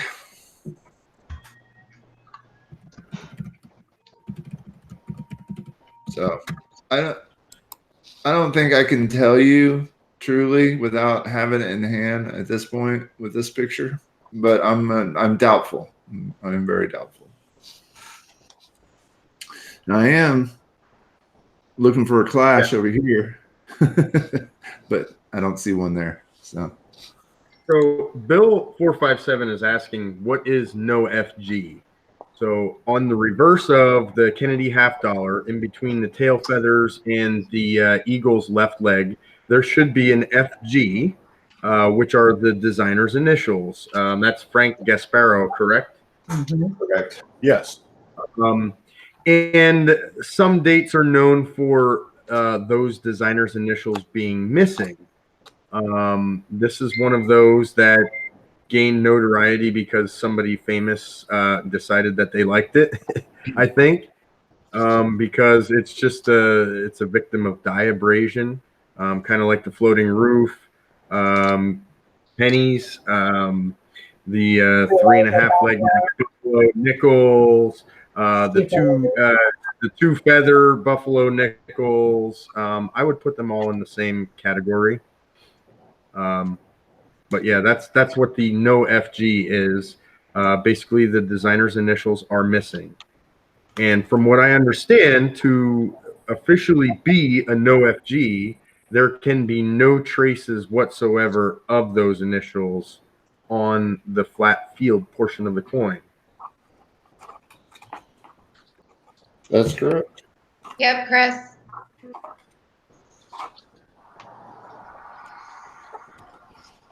Well, that's got an FG on that one. Yeah, I have a no FG. I think I see a man in a hat with a dollar sign next to him in the tail feathers. I think it's I thought that. is that a My V? laugh is too loud. I like kill everybody's ears. I'm sorry. So I don't know what everybody's opinions as far as these over-abraded guys and these missing devices and things like that is.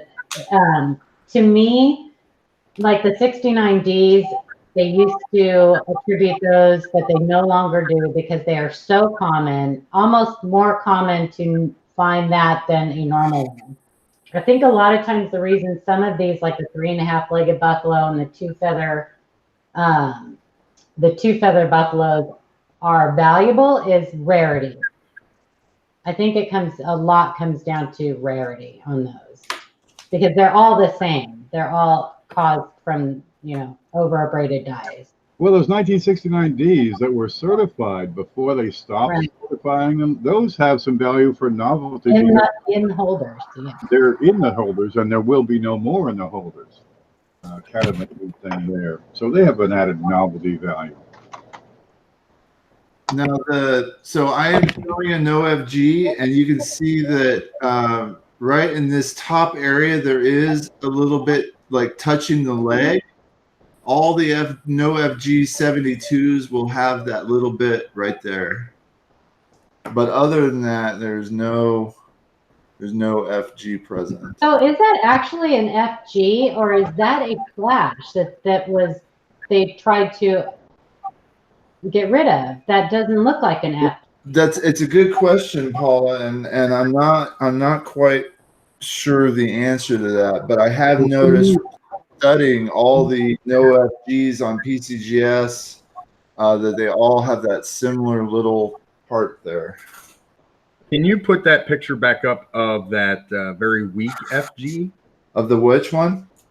The one that actually had the FG, but it was weak. Sure. Yeah, this is a 64. So look at the placement of the top of the G and the top of the F. They don't touch the leg, yet on the one you just had up, those marks are touching the leg. So to me, and they're not shaped anything like the FG. Yeah, that's not the FG. That's not part of the FG. But it makes you wonder what it is then, right? Right. Because they do abrade those to get rid of clashes and things like that. So I'm going to look up an overlay here just to What's going to see. be Kennedy's eye?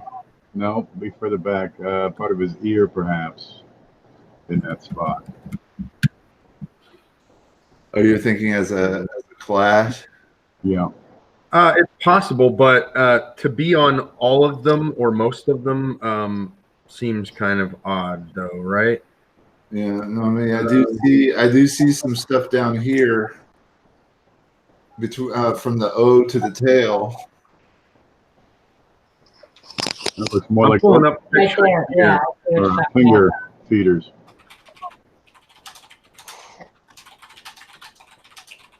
Yeah, that is details of Kennedy's hair right above his ear would be in that area. So it is very possible that it's actually a clash.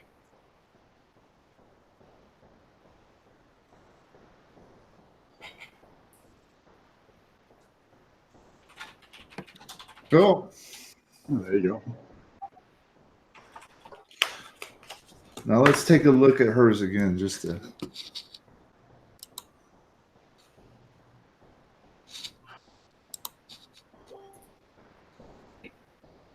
So I don't quite see what I'm looking for up here.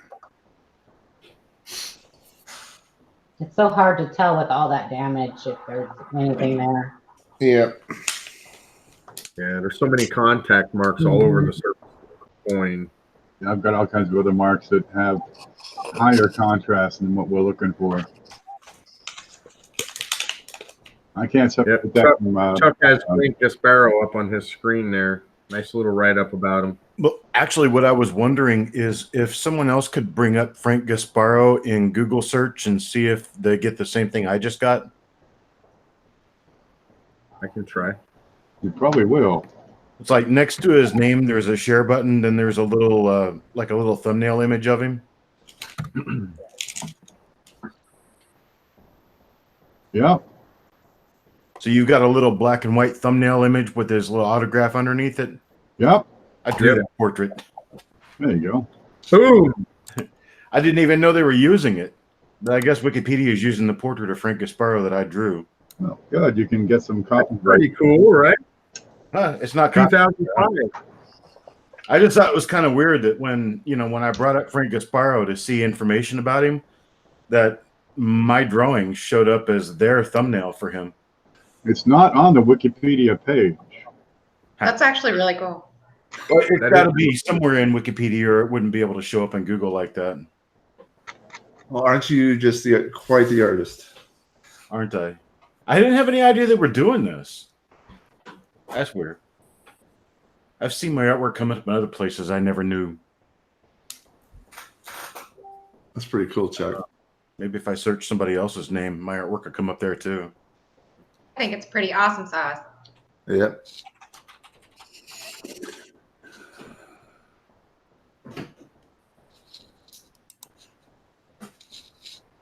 I can draw stick figures.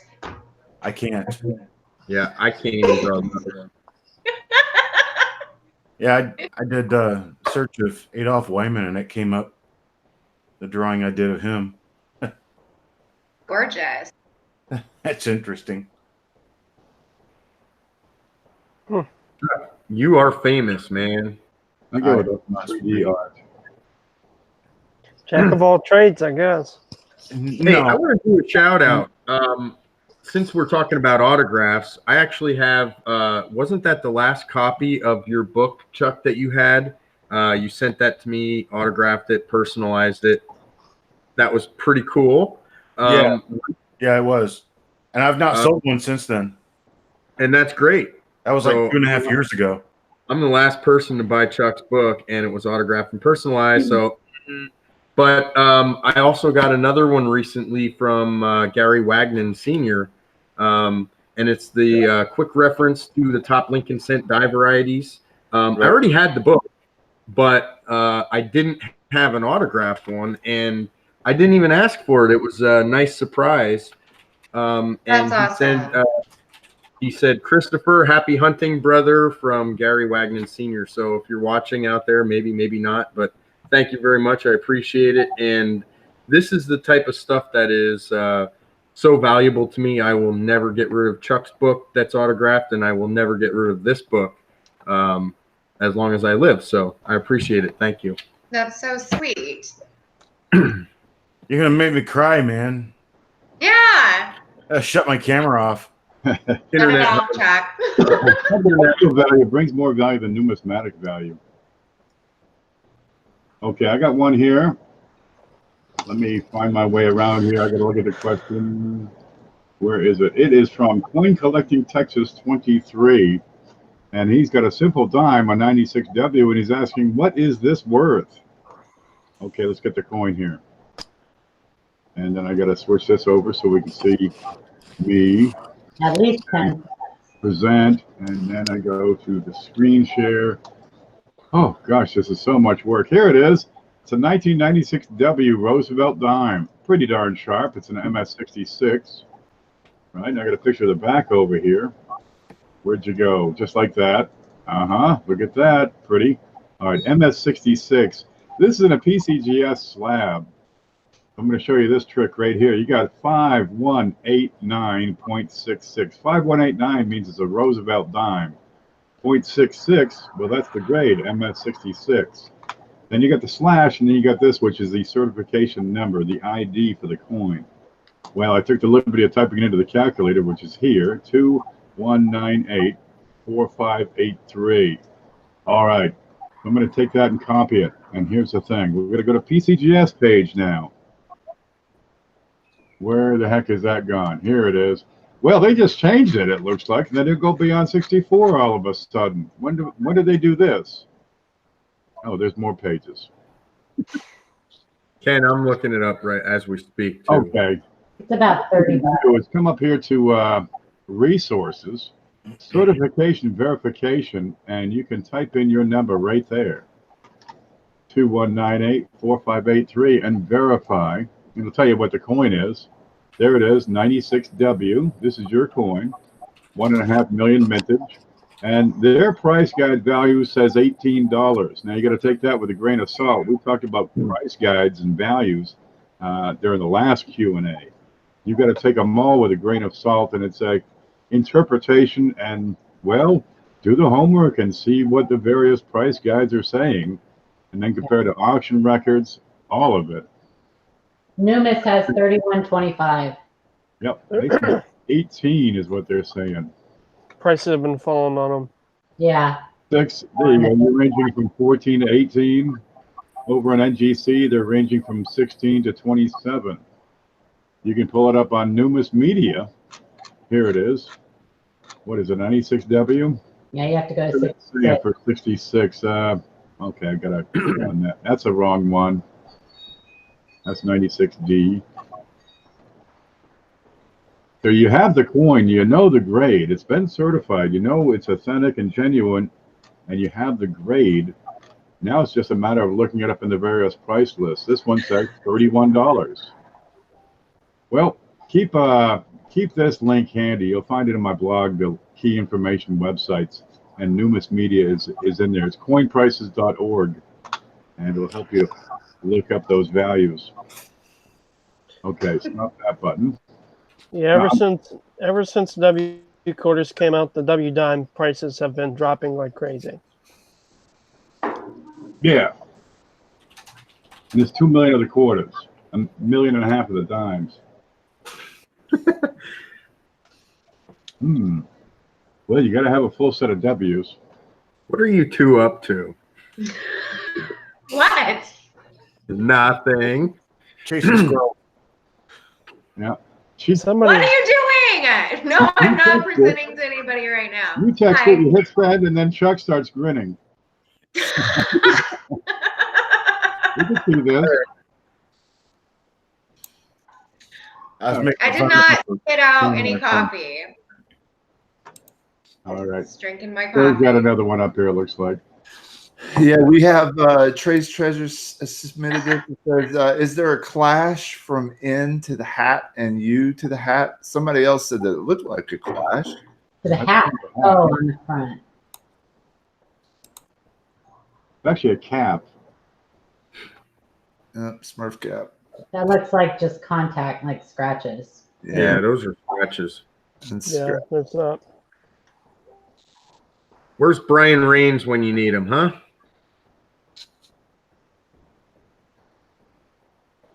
There wouldn't even be anything, I don't think, on the reverse that would. That's a scratch too. That's a scratch. No, it's a shame because that's a nice looking coin. It's got some nice looking toning around the outer edge of it. It's a nice coin.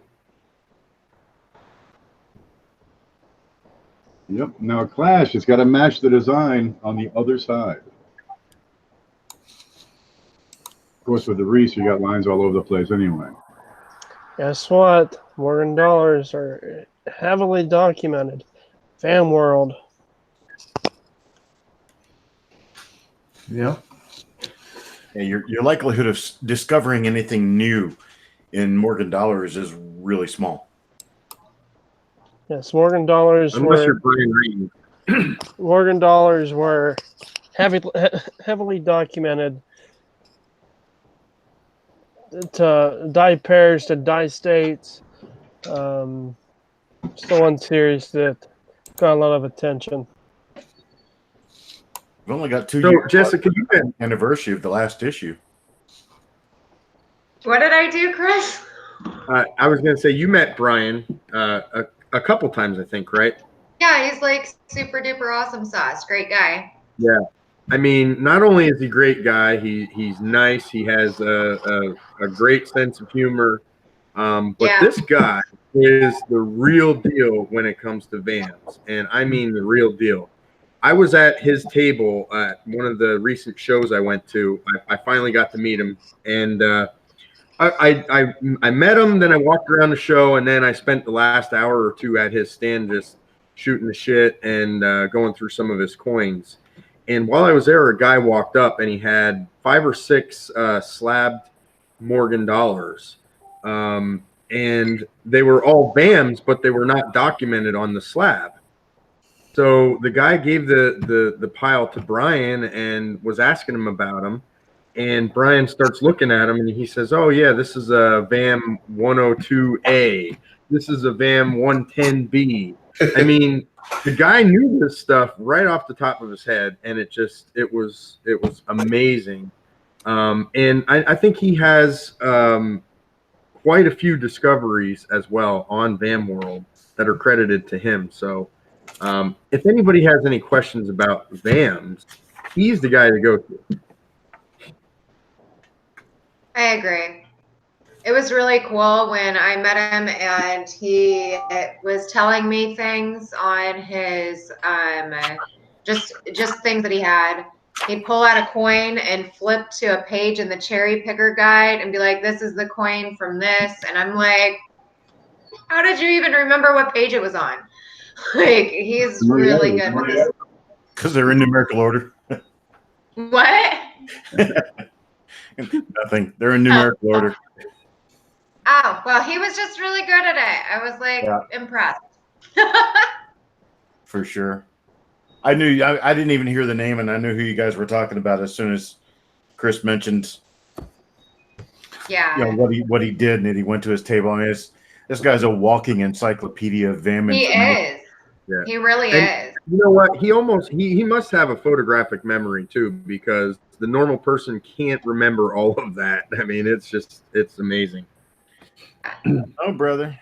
And he's a super nice guy, like really nice guy. And he loves my side, which is cool. I'm going to guess the picture that we're looking at is asking if this 1888 Indian is an 8/7. He wanted to know if it was an FS302 or a Snow 1. But no, I don't see anything. It's not there. That's why you don't see it. Yeah. I see grime. Who sent this one in? This is Roadrunner. Yeah, it's a slightly damaged coin. The lower part of the 8 has some slight damage on it. And when you're taking photos of coins for attribution like this, please take it out of the plastic, because the reflections, the shiny and the granularity makes it more difficult to see. Yeah, it looks like a 2x2.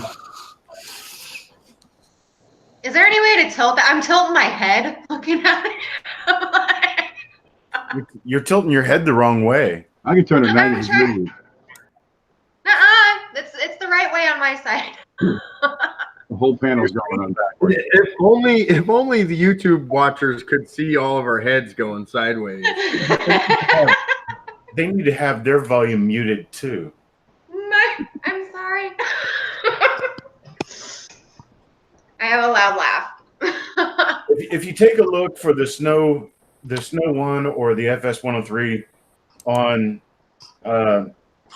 on Google, you'll find images of circulated examples, and all of them have a very distinct nub of a bottom of a 7 coming out of the lower left part of the 8. But love you. There you go. No more tilting your Good head. job. And Yeah, I'm getting old. I don't bend that way anymore. this coin definitely does not have that. It does have a little bit of damage in that area on the 8, but that's not an extra nub sticking out at the bottom of the 8 as would be with the 8/7. Yeah, this is a variety to where in lower circulated grades, it's still going to jump out and bite you. I'm sharing someone's image of that right now, and we can see the relatively obvious difference. Is that on better specimens, you're going to see the top of the 7 to the left of the 8. That's what the top black arrow is showing. But even in low-grade specimens, you're going to see that little light bulb coming out of the bottom of the 8, and it's not there on this coin. And in fact, as another matter of just general knowledge, the denticles at the bottom around the rim can be used as markers for informative view of coins. And you'll notice in the picture that I've shared how there is a gap between denticles that comes right up along the left-hand side of that 8. And it actually hits the left-hand side of the 8 in the photo of the coin that was sent in, which means that this is definitely a different die.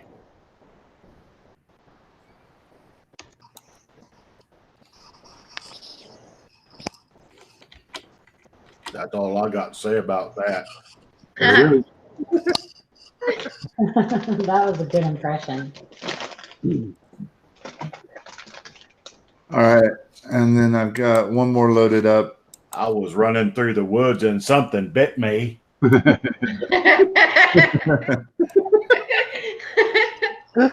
Okay, what do you got? You got Tacomas, Zeppos? I got Andrew O'Neill, who says bugs in the wheat and it is a retained cud.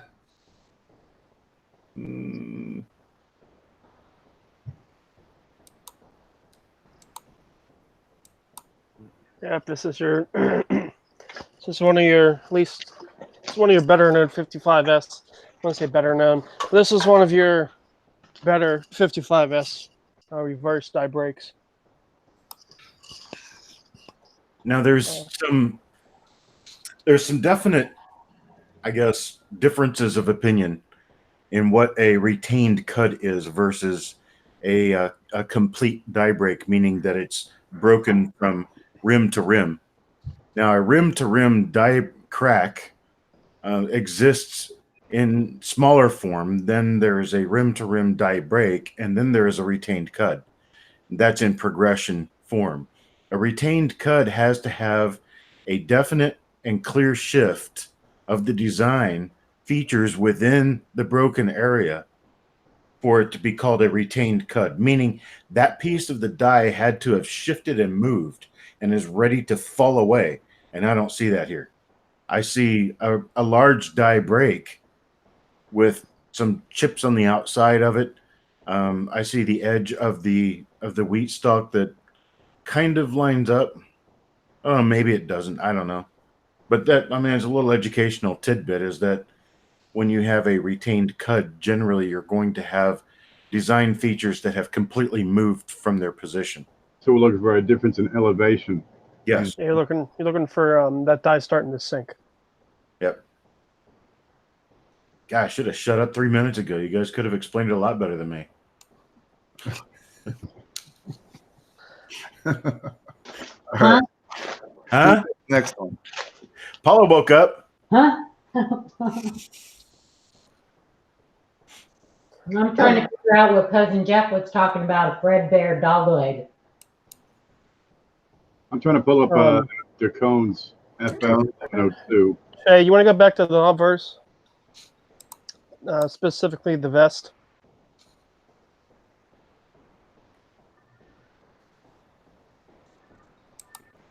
Let me see. Looks almost like a painting of a coin at this point. Yeah.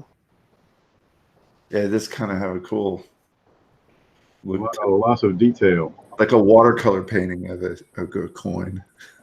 Starry Night. I mean, Starry Lincoln. Shay, do you have a view of the top of this coin? Okay. Looking for cracks. No, I'm looking for how much wear is in that area.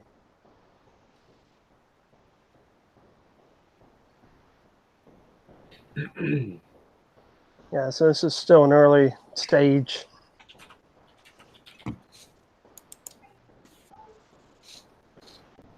Zeppo Young says, "I love this Q&A format. Really informative." Oh, thank you, Zep. Yay! Thanks, Good. Zeppo.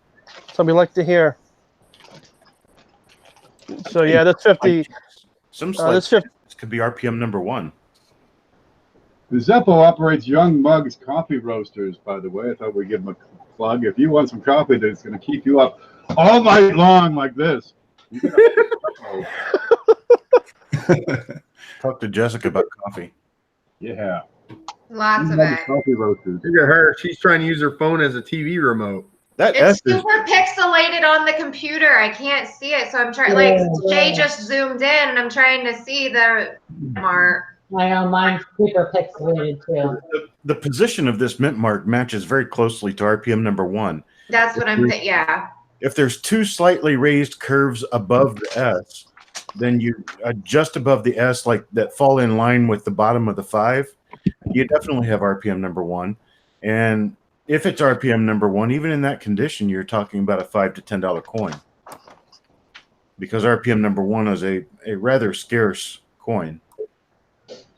Chuck, I'll do a little bit of research into that. Okay. I don't know whether RPM number 1 ends up with such a mark. It probably doesn't, because RPM number 1 is kind of scarce, meaning that not a whole lot of them were made. So I don't know. It's just an idea. The picture's too grainy for me to tell for sure. Yeah, we can't see it for sure because of the graininess. Zeppo said But that, the first pot of his coffee will put hair on your chest. The second will make it fall out. I need some of that coffee. I need some of that coffee. Free samples for the panel. What does the 16th pot do? And how big are those pots? Because Right. I go through like 3 of these every day. 5-gallon batches, babies. That's right. I take a bath in my coffee. There's 1101. I wear it with Okay. So Chuck, get this caffeine through osmosis. Got it. IV drip, buddy. I just abuse coffee. Okay, I got one from DeCone. He's asking if this coin, a 1999 VDB, can we see me? No. Okay. No, you're still presenting on Shay. Present to everyone. Does that work? He's asking if this 1909 VDB is FS 1101, which would be Konica DDO number 1. I have to flip it over first because all I see is a reverse. Yeah. right. And the best way to see it is on the date. That's DDO2. That's DDO2. See the big fat 9 and the big fat O descended to the southeast. You don't see it quite so much on this one, but it's a bit broader. DDO2 Definitely. is FS 1102. Andrew O'Neill said he's sending some folks. He's sending some photos of that S and that 55S. Okay. There it is. Amber's trying to get. Yep, it's a thicken. Took her 3 times to put that in. It's who said what? Amber said, yep, it's a thicken. So here is 1101, which will give you a clear separation around the 1909. But you have that one, FS 1102, which is Konica DDO number 2. That one. It has a mild premium, and yours looks to be in pretty decent shape. Congratulations, you got one. Good night, cheapskate coins. Night, Lois.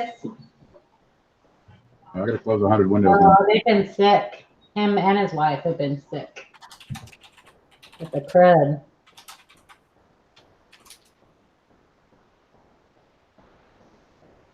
There we go.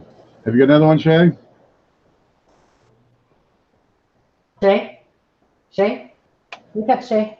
I think Shay has taken a restroom break, which I'm No, about to do. Sorry, I was on mute. He's muted. This is a close-up picture from Andrew on that S. Now I do see something to the left, northwest here. No, that's the wrong spot. Looks like caca. They're actually supposed to be above the S. Mm-hmm. No, Yeah, I had one of those, right there. and they're tough to photograph. Yeah. I'm thinking no on this one. It was a nice shot. Yeah, that needs to be a little further to the left for the 55S RPM number 1. That's weird. I keep getting errors trying to type in the chat on YouTube. It's probably Yeah, my YouTube chat's messed up too. Sometimes you have to refresh. Well, I can't do that because my whole thing shuts. I'm just doing it on my phone. Oh, I have my phone up. That chat's working okay for Wow, my YouTube chat, and I've got it up on here just to see. It's not working. oh. I'm having trouble typing in there. Yeah. That's darn peculiar. You are too, I Ken? can do it fine on my phone. Like, I can type on my phone and be like, hey, see?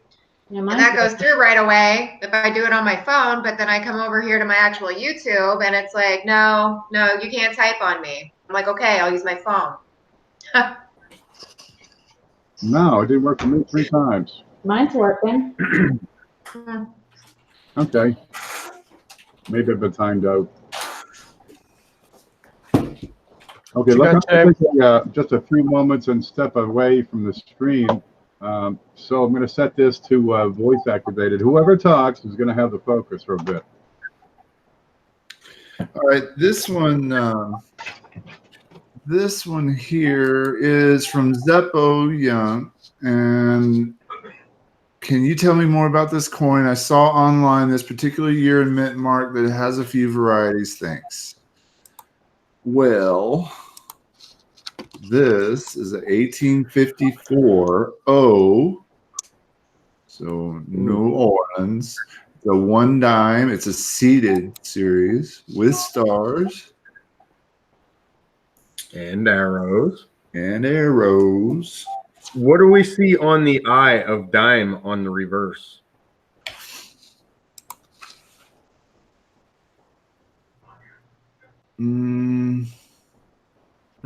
What is that? Double die there. Yeah. I mean, this is a normal coin. It has some wear on it. Yeah. It has some minor damage in a few spots, but I mean, it's still a nice coin. I'm not really sure exactly what the question was about it, but it's a nice New Orleans mint dime. Looks cleaned on the obverse. Yeah. It also has arrows on it, which is an indicator that they had changed the weight for dimes. And the arrow was showing that it was the new weight. There are varieties where these arrows touch the base, but this one's not. Or that they could be touching the rim, which this one is. And so there's different different aspects of this date and the arrow positioning that can tell you more.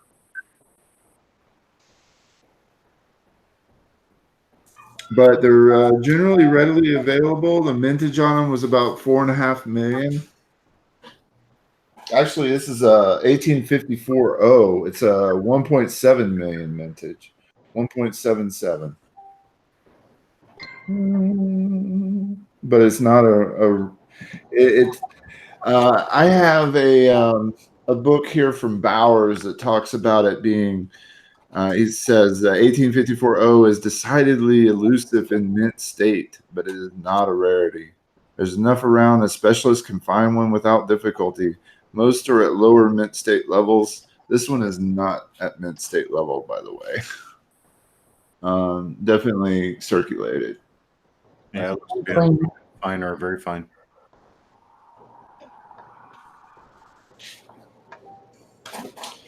That's about that.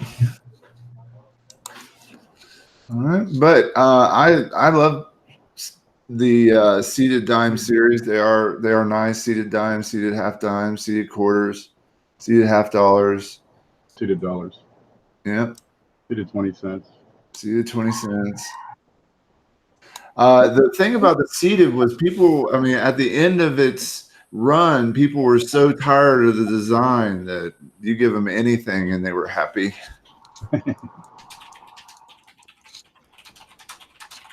Let's see. I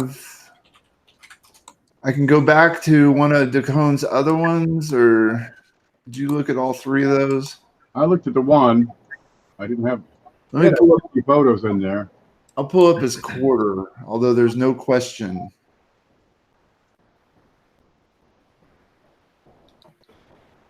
There's no question what it is, or there's no question with the image. No, there's no question with the image. So I mean, I have 4 images. There's no question about the images or in the email. Well, he's in chat. So, DeCone, man, what's your question? I'm hoping that it shows itself once I see the pictures. 1941 quarter.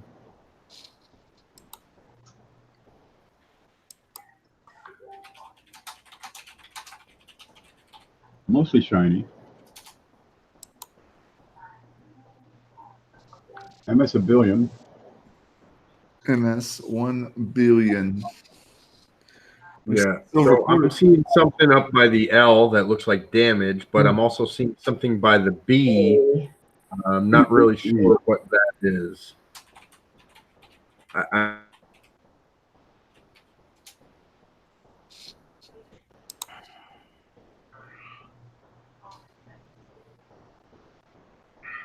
What's under the 4 to the left of the corner?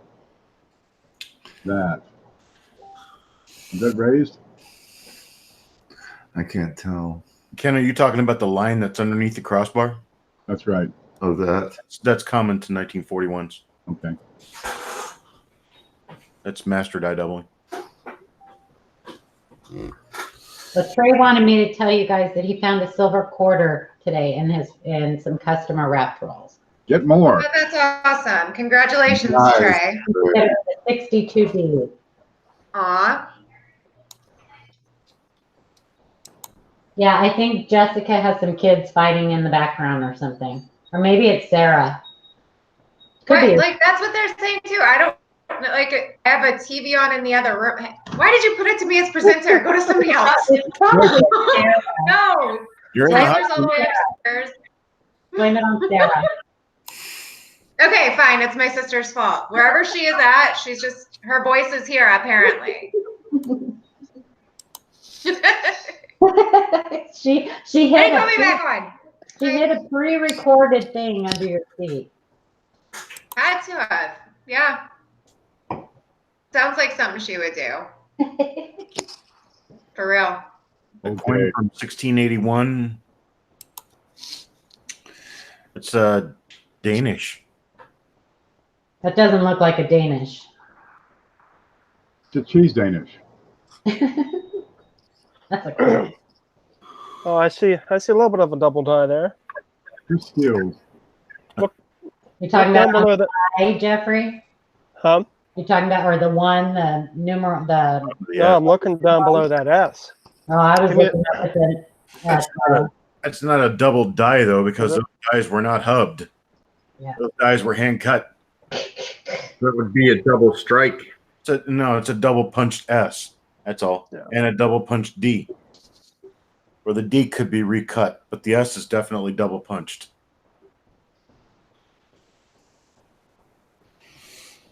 That's really cool. Whose was this? Here we go. This Coin Collecting Texas. It says the S in Dan's is doubled. Any ideas on price or history? Let me grab a catalog. I'll be back in a second. I can Well, tell you a Chuck darn kinda- thing about it. so they must have used It's definitely Danish. they must have used the one, the, and the I for both the date and the letters.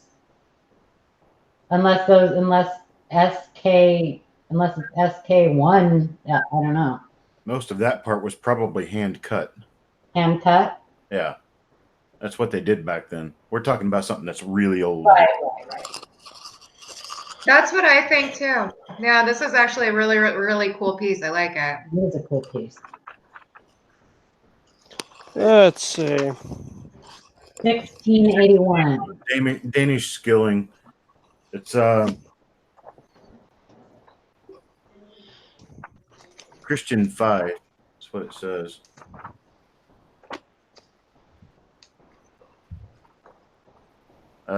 Should say on Do the we have other, a picture of the other side? yeah, Oh, there it is. Okay. Christian 3 lions? BDG Dan. Oh, look at the heart. 5 King of, or Ra King of the grace of God. Hmm. The reverse will say nor.van.got.rex. And that's King of Norway of the winds and Goths. So it's Very Norway. No, Put some heart going, so I'm talking about winds and gods. it's Denmark. That's what the DANS is. That's Denmark. That is so cool. And SKILL, it's a 2 shilling coin. What is that made of? What's that? What is that made of? Silver. Silver. Very cool. It's 0.281 ounces of silver. It's 1.32 grams of silver. Should be 18 millimeters, just smaller than the size of a penny. Wow, so cool. I love it. It's KM number 358. Cool.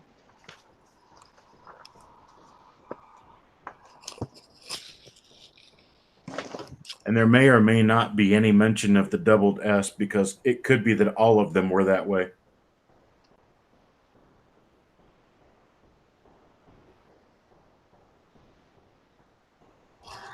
It's certainly cute and it's certainly noteworthy, something to talk about. It's a nice conversation piece, but I highly doubt that there's any added value for the repunched S because the coin is so old and the die making process was so different back then.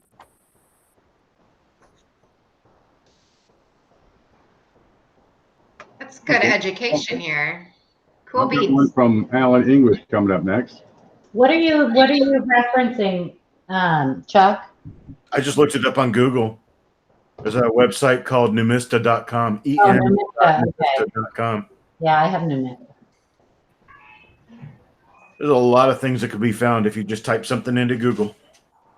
Yeah, I generally go to images after I type whatever I can tell that's on a coin. I'll go to images if I can match it up. I typed in 1681 Danish skilling, and that's what came up. Information on that coin. That 1835, that's a, I'm guessing by the size of the coin, it's a half cent, right? There we go. I like my half cents. What's the question? Isn't this pretty? It is not. Yeah, in standard catalog that to skilling, it says varieties exist, but it doesn't list them out. Well, on coins that old, it could also mean that varieties being different die cut, not necessarily double dies, repunch mint marks, or anything like that. A variety in that age of coin is going to just mean a slightly different die cut. So you're going to see a slightly different kind of lettering. Yeah, an example shown does not have those. Right. They said the question is, why aren't those staples flattened? Why are they staples flat? Why are they staples at all? Why are there staples on a coin, on a holder and a coin like that? Mm-hmm. Folks, quit using staples. They'll kill your coins. Oh, heavens, yeah. They do have it in a bigger size, but Doesn't matter. You're still using a staple or not a coin. yeah, I know. I'm not a fan of them for Idea. reasons that most people here know. People will learn, but it's going to cost them $50 first. Or a lot more. Yeah. Okay, Clyde in Texas is asking, what would you grade this coin at, this 1835 half cent? No, Fine. need better pictures. Well, looking at this, you got some moderate to heavy wear. Not too heavy, but certainly not too moderate. Light wear, you could figure you go XF, maybe VF. If it was really heavy, maybe very good. So this puts this around fine, maybe very fine. Details. You know, how heavy is the wear? And you get a feel for it over time. With that verdigris and corrosion, that's probably going to get a details grade. You know, look at the coin and compare it to what a dealer has written on it. Here you got most of the detail is still showing. There's some wear on the highest points of the leaves.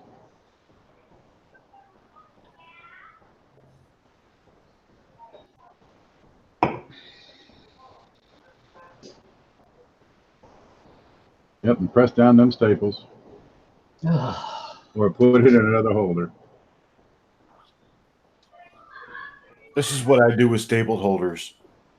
I cut half of them off and use them as dividers in boxes, and I write something up on the little flip part. That's all I ever use these things for. They make great dividers. They're otherwise completely useless. This is what I use to hold coins in. The 2x2 flip that you just fold over. It's got double pockets on it. You can write whatever you want on the insert. You put the coin in the other pocket, fold it over, and it fits in the same box as the stapled 2x2s with no staples near your coins. And if you put it in like this, it holds your coins up. Well, look at that. It's like a bookend. Yep. They work great like that. Lots of uses of them things. Mm-hmm.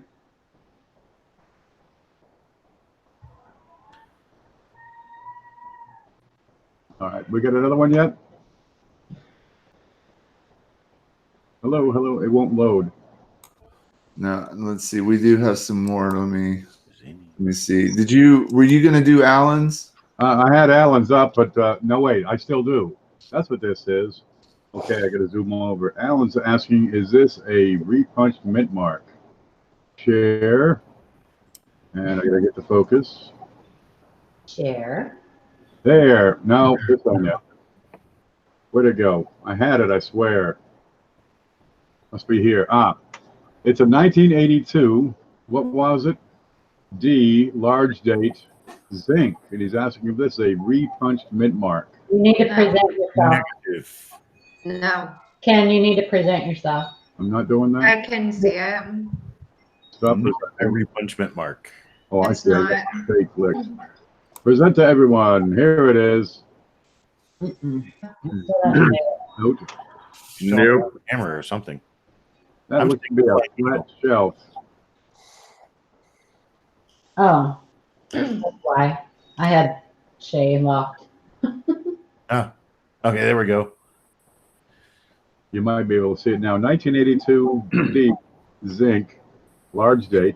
And I'm looking at the thickness from the inside of the D to the very outside of this secondary part, because I got two parts, a thin part and another thin part. This is a normal thickness on the darn thing, but it's flat.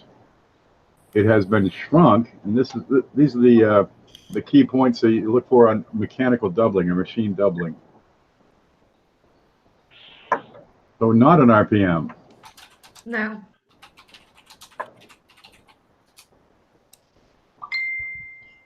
Anybody else want to add to it? Nothing It's to not add. an RPM. Yeah. That's civil as it gets.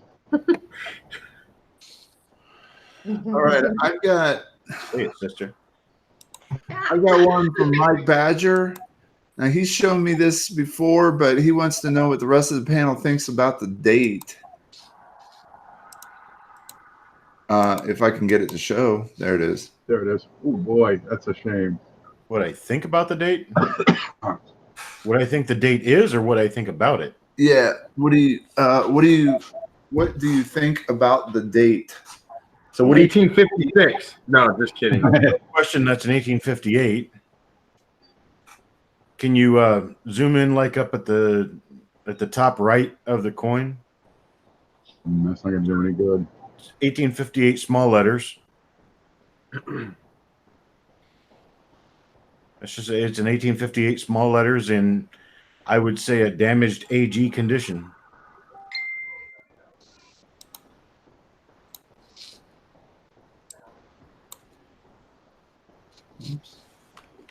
Pretty sure that's just small letters. Looks small letters to me. Yeah, it is.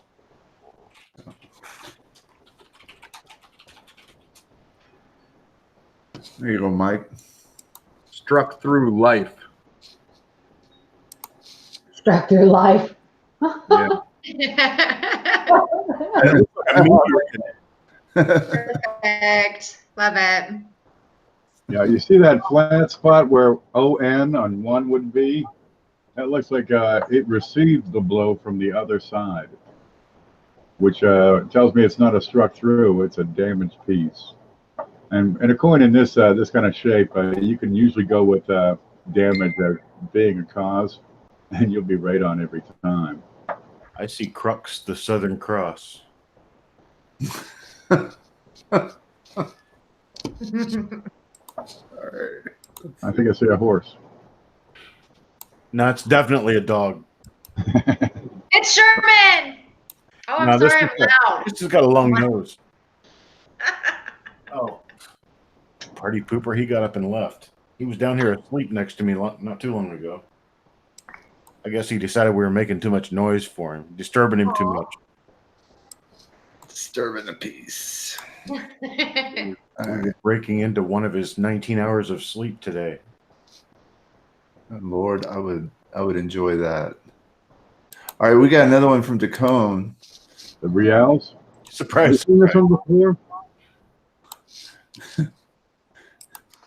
Let's see. Yes, that's making me laugh.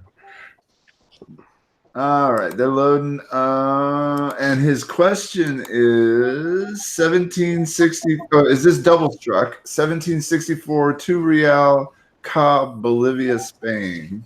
I'm gonna say no, not double struck. There's only one design on there, and what looks like it's doubled is probably recut. The 4. That's probably just the way it was cut into the die. You got to remember, these things are, I mean, these dies were hand cut. Now this would have been done what, on a screw press? This would have been a hammered coin. Hammer. Basically put the top die on top of the bottom die with a piece of silver between and smash it with a sledgehammer. Did anybody else like actually imagine doing that? Like, you know what I mean? I did. I've actually watched it happen. That would be really cool. Like, Oh boy. I need a that would be sledgehammer now. cool. Well, I see like a hunchback with an eye patch and part of the Inquisition. Oh God, Harry. Yay! I see the Knights Templar. Oh, hey! Curse of Oak Island, man. Yep, that was my Curse of Oak Island reference. Yay!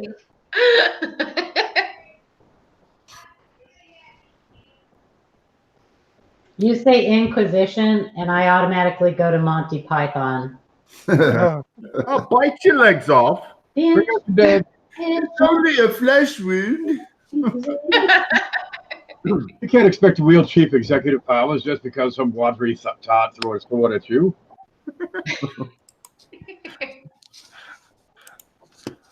Oh boy.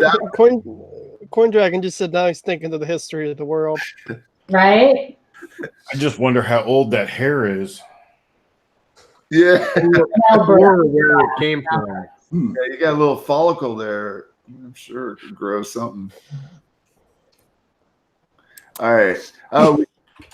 Just in time, Coin Collecting Texas sends another photo. Thank you. Yes. I'm going to open it up here. Y'all get busy. This is the last one we have. So if you're going to send in photos, please do it now.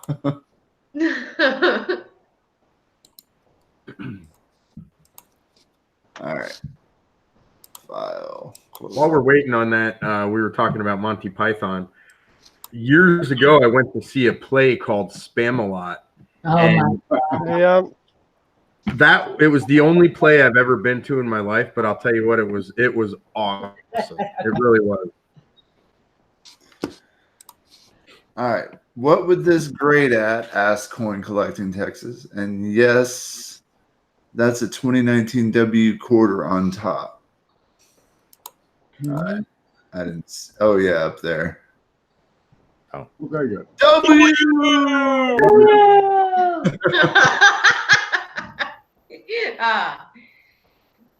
See, you guys are being fun now. Yay. What are you saying? Woke Jess up. Yeah. So you want that coin graded? Yes. MS62. Maybe 63, depending on how the luster looks in hand. The spots, the rim dings, all those rim issues around the L of Liberty. Yeah, that's a big one. You've got a really bad milk spot right in front of the date next to the bow tie. You've got a bunch of other spots around the coin. You flip it over and look at the other side, and you've got some dark spots and light spots and other kinds of spots. And spots like that are for leopards and coins that grade below 64. Awesome. You better coin that phrase right now. I love it. That's great. Can you be sure that's on the coin and not on the flip? It's on the coin. Yeah. Now the curve thing going through the O of 1 and below the O of 1, that's definitely in the flip. Yep. And again, when you're going to take pictures of coins to send them in and ask us, especially to grade them, please take them out of the plastic. But Chuck, you did such a fine job. Yeah, well, I gave an opinion based on what I could see in the photo. If he took it out of the flip, it might actually help. Way At up. the end of the day, this coin probably would not warrant grading. Definitely not. This coin's worth probably $2 as an estimate. Yeah. Chris, did you see what Amber asked you in chat? I didn't hear if you answered it or not. Absolutely. I don't know what the heck she's talking about, or I'm having a brain fart. I don't really know what she's talking about. Well, excuse you. I know. I've been so overworked lately. I'm forgetting a lot of stuff. An off-center Canadian cent that was a brockage. Yeah, I have no idea. Oh, don't think I've ever seen anything like Are it. you bidding on something in your sleep? Who knows? Maybe. I've done it before. I'm not supposed to be buying stuff, but I keep buying stuff. It's a curse. It's a disease. Yeah, it is.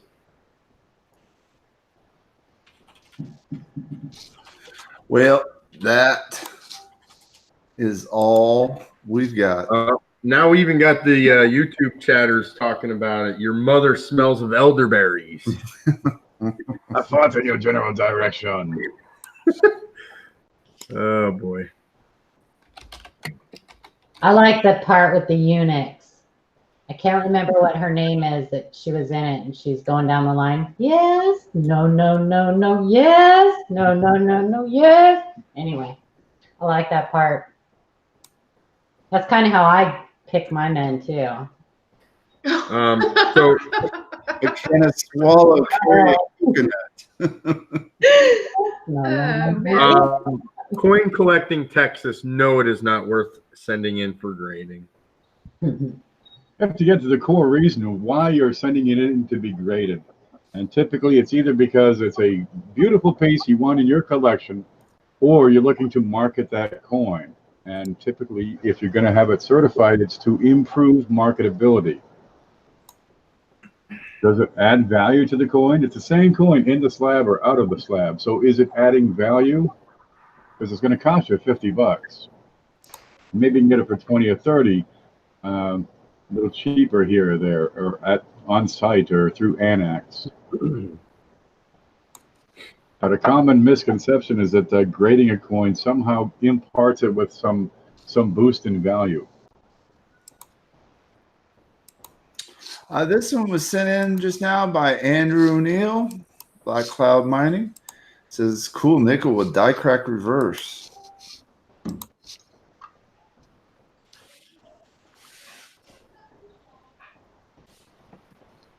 Bill 457 something. I'll look at that next.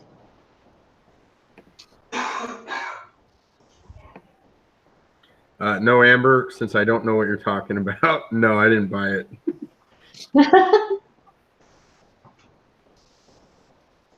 Yeah.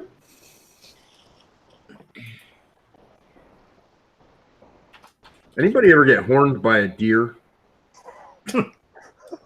No. I'm pretty sure I would remember that. Horned by a deer. Let me think about that. No. Yeah, I did. The deers.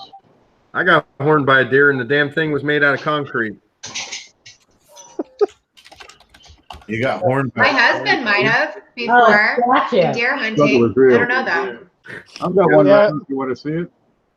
Yeah, Chris, I was going to say, if you got horned by one in Pennsylvania, a white-tailed deer, I don't think you'd be walking too well.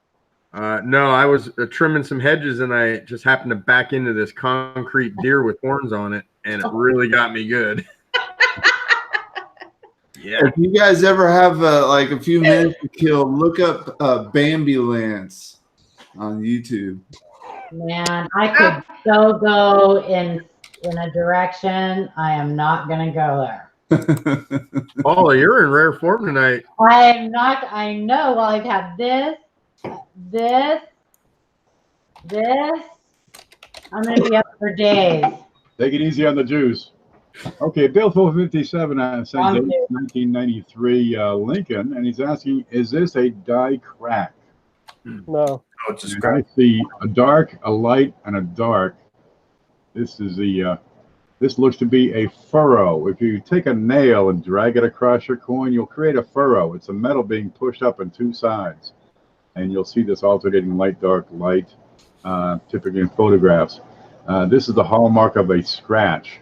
A die crack will typically be raised, and this is an odd location for a die crack to be in. For a scratch, it's perfect spot. I think you're still presenting me. Yeah, I just see Shay. I don't know what we're talking about. Wow. You're Hi, screen Shay. sharing. Here it is. There's a button that says present to everyone. Can you see it now? I can see it now. There you go. That is a scratch, baby. Spend it. Definitely a scratch also because not only is it completely straight, which a scratch will be, and a die crack is going to have very jagged form, but also because that straightness continues on the coat and shoulder, where a die crack generally wouldn't skip and then continue further in the same alignment, nor would plating blisters generally or anything else. And if you observe this really closely, you're going to find that it's indented into the coin. It's not raised out. Yeah, you get what's called defilade. The device itself blocks whatever the object is from making contact all the way across, so you have a gap. What's that called? Defilade. They're saying they still don't see it. Oh, it's still on Shay, that's why. Still? Yeah. It says I'm screen sharing and presenting to everyone. Well, you're clicked on Shay though. Yeah, I'm looking at. You're sharing. Oh, There you go. he had the white box around his head. Okay, there it is. Hey, The gaps here. Yep, there it is. It turns into Morse code over here, dashes and dots, because the device itself is blocking whatever the object is from making full contact all the way across. Shay, how come it always gets stuck on you too? You know that? Always you. You poor guy, you can't even have any privacy. Ken, is there something you want to share with us, Ken? Pardon? Is there something you want to share with us? I've been stalking Shay. Doesn't it feel good to get that off your chest? It's a Shay, bro. you're muted if you're talking. Romance. Yeah, Shay, you're muted. Whatever you're saying. I was saying I'm bringing Happy New Year. sexy back to coins. Very slowly, though. Back to mute, Shay. Yeah. Carry on. As you were. I had a couple of people saying, "Hey, I sent an email a few weeks ago, and I don't remember ever being seen." So, Katie Scrapper had one, and I'm going to show it. Maybe I think we looked at Katie's. Did you? We did, yeah, I think so. But Ooh, Spitfire. Who is Spitfire? who is Cherie? Cherie. Who is Yeah, Shree. Yeah. Spitfire? Spitfire? Mm-hmm. Yes. Because I got a box from Spitfire today. Isn't that the name of that little devil cartoon?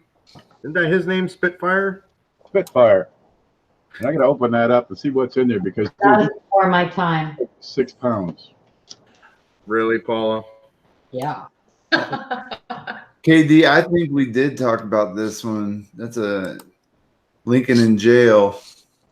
Yeah. Class. Yeah, the question was whether it was a sandwich coin like a vice job or was this is it a clash? It was a clash. There's a flash. You getting tired? Shay. How are you going to see a coin? Oh, I don't see a coin. are you serious? I thought y'all were looking at it. You're looking at me going like, Good luck, Shay.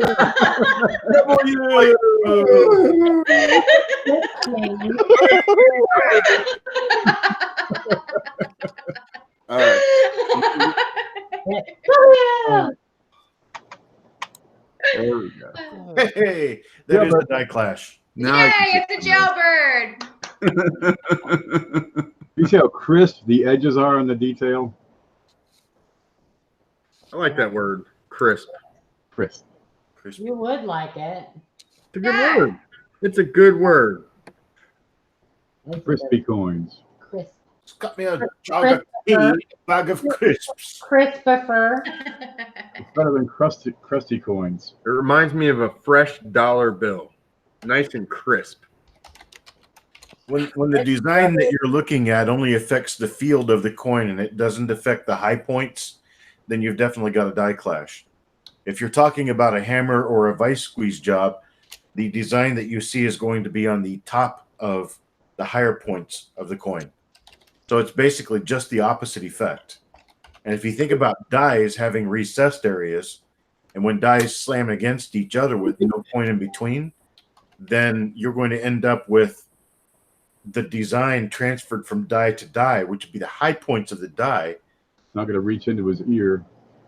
Right, exactly, which flips over to the low points of the coin. Because you have to remember, a coin is an exact negative reproduction of a die. And so whatever is the lowest on your die is going to be the highest on the coin. Oh, Professor Pete got the dies out. Oh, there goes the Play-Doh. Clay time. Playtime. If I slam these together, these are flush. The only thing I'm going to leave from one side to the other is the outline. And it's only going to appear. Present yourself. Huh? Nobody can see you, Ken. Present yourself. Yeah, you gotta go on you. Hey, so that cigar you're smoking tonight, man. Front and center, Sergeant Peavy. The die is essentially flat, whereas the designs, the detail in there is embedded in the die. So if I have two dies, dude, I got two flat surfaces coming together. Right. The only thing, if I pound these together real hard, I'm going to leave the outline of that design on the field, on the surface of this die. You follow? I can't put the design and jam it into the high points on the coin, which would be the low points on the die. I can't get the design transferred inside the J here, or inside the bottom of the C, which would be raised on the coin. Gotcha, says KD. Oh, good. I'll get back to Shay. All right. I did find the one from JC Will, I think he was talking about. And whoops. So let me phrase this correctly. It's a nickel. JC says, I think this is an RPD and not a 1883/82, but on the reverse, it looks like America has Longacre doubling. Yeah. It also has a Longacre on the inside.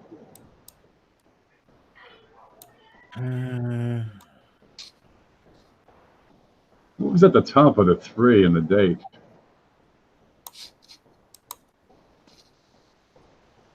That's a die crack.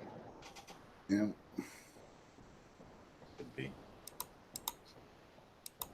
So I think he's most interested in knowing whether this is Longacre doubling. That's Longacre doubling. Yeah. It can also be seen on the stars. Yeah. Right there. Yep. Whoops. Sorry, guys. There we go. You're okay. You got it. Good night, Zeppo. Good night, Zeppo. Good night, Zeppo. Night, Thank you for sending the pictures, the great pictures and questions. And that's Young Mugs Coffee Roasters. You'll find them on YouTube. What is it called? Young Mugs Coffee Roasters. Young Mugs. Here he is. I thought it was called Free Samples for the Panel. Coffee so strong, it prevents rage. I heard that too. So fresh, you got to slap it. I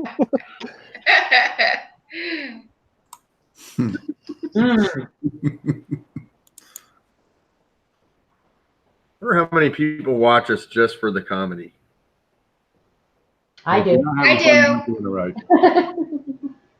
Yeah, but now you're part of us, Jessica. Well, I'm part of the comedy now. So keep coming back, you guys. Are you going to keep coming back? I think Mike wants us to take a closer look at that date. It says it sure looks like an 1856 on that flying eagle. Let me see if I can bring it back up quickly. It's not. I was only joking. I was only joking when I said that. It's not a 56. If you go back to the date, we can prove it with the 5. I'm looking. I think I overwrote it.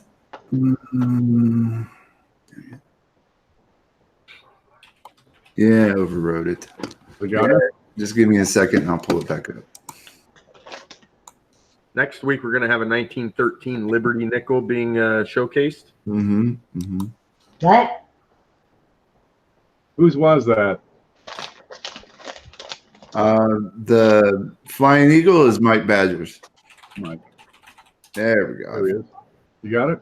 Yeah, I got it.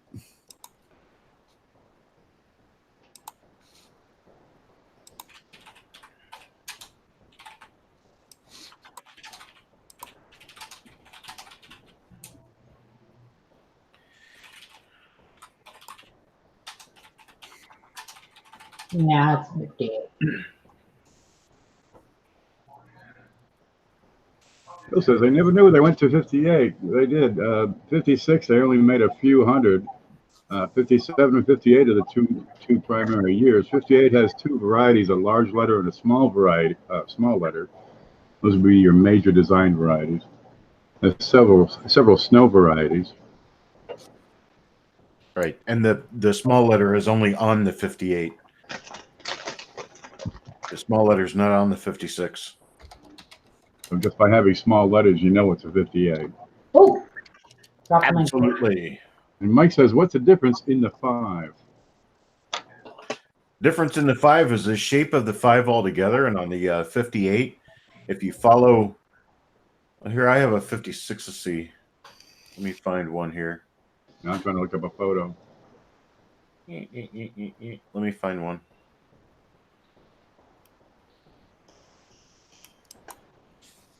A 2000 vintage in 1856.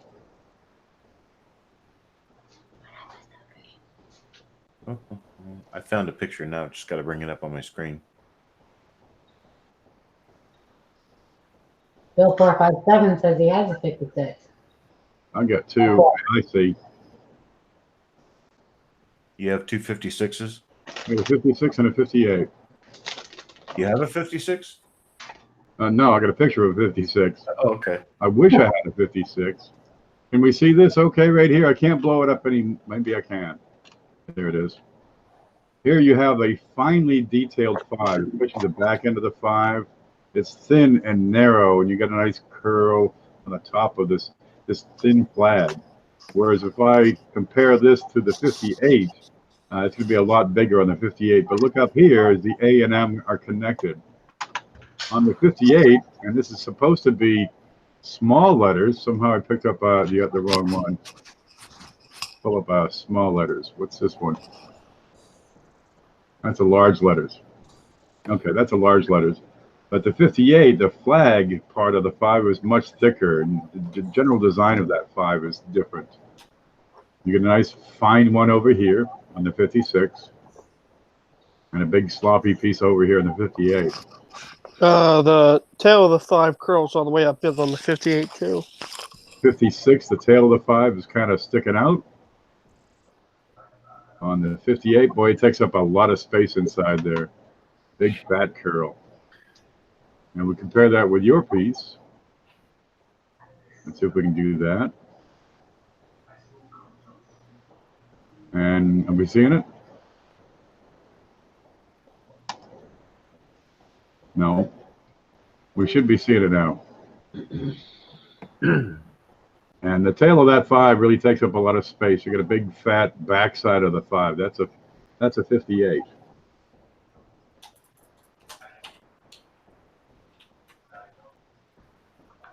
You need to use a little bit of imagination, but the vertical part of the 5 is considerably wider than the 56.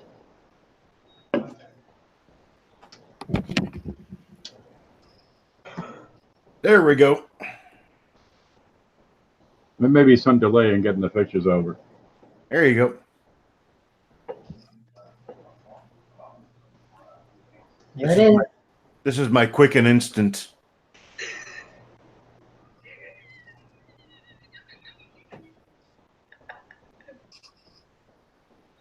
Oh, perfect. There you go, side by side. Yeah. Dan, the bottom of that 5 and the 56, the tail of it looks like one of the berries. You know the berries on the wreath that or flowers? I don't know. Are they berries or they flower bulbs? I don't know. Okay. If let's see. Shay, can you zoom in on the date a little bit more? Thank you, sir. Whose knee? You showing your knees often? I have to get. I'm cramping up. I just missed all the way through. Where did he go? Oh my god. That's what I get. I got a cramp. Okay. Where did Chuck go? I'm right here. Oh. He's got all 3 photos. I I got don't two even photos see now. him. So Oh. if we can follow my cancel that. Cancel that. If we can follow my little knot cursor here, we can see how on the 58, the left edge of the 5 barely touches the curl at the bottom. So the curl at the bottom is completely within the angle of the left side of the 5. And on the 56, the angle of the left side of the 5 runs right into the middle of that bulb. So there's the difference in the shape that you can see easily. If you look at the date on this coin, you can see that this angle runs right to the left edge of the bulb, just like this one does. So there's your difference. Oh my God, who's getting murdered in the background? Can you really hear my son? What are you doing to that poor kid? He's upstairs. It's a video game. He's playing a video game of people being murdered. He's What kind of parent are you? laughing. You buy this for your kids? We had like parts. What? It's Fortnite. Yeah, he's probably up there doing a Fortnite dance. I didn't realize y'all could hear him. Hold on a second. Hold on a second. Tyler! A little late now. Been listening to it for 5 hours. Tyler. Man, we're getting this train is getting off the tracks real quick. This is part of the show where we digress. Yeah. But we can, I mean, Hey, Furry's in chat. Just Spitfire. still we can see. I mean, I'm not looking at the chat right now because I don't have it up, but I just want whomever this 1858 belongs to see that I was able to diagnose that it was definitely an 1858 because of the left side of the 5. It's Mike Badger, and he said, where'd it go? He said, looks like mine has the short horizontal. The short horizontal. Spitfire. I think he's talking about the 5. I think it only looks that way because of the wear on the coin. It's got extreme wear on it, but you can see the left edge of the 5. And if the left edge of the 5 doesn't hit the bulb, then you definitely have the 58. Because all of the 56s, the left edge definitely hits the center of the round bulb at the bottom of the 5. This is one of the first diagnostics Bill Feva would teach you in the counterfeit and alteration course in counterfeits and alterations of United States coins. The 1858 Flying Eagle cent has been altered to 1856 more times than I would care to mention.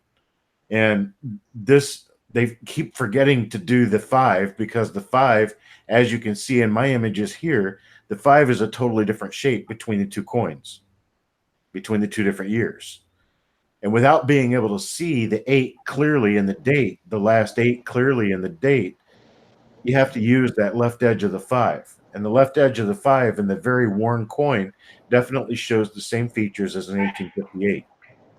It's not only that, but also if Shay can move up to the top right-hand side of the coin, we can look at, I mean, if we would need, we could look at a, what is Chris doing?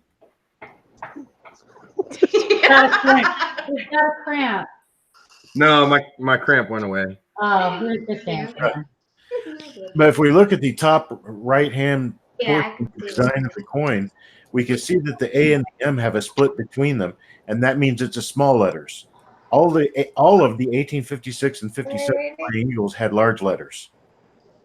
1858 is the only one that can exhibit small letters, and this is a small letters coin, so it has to be an 1858. Hey,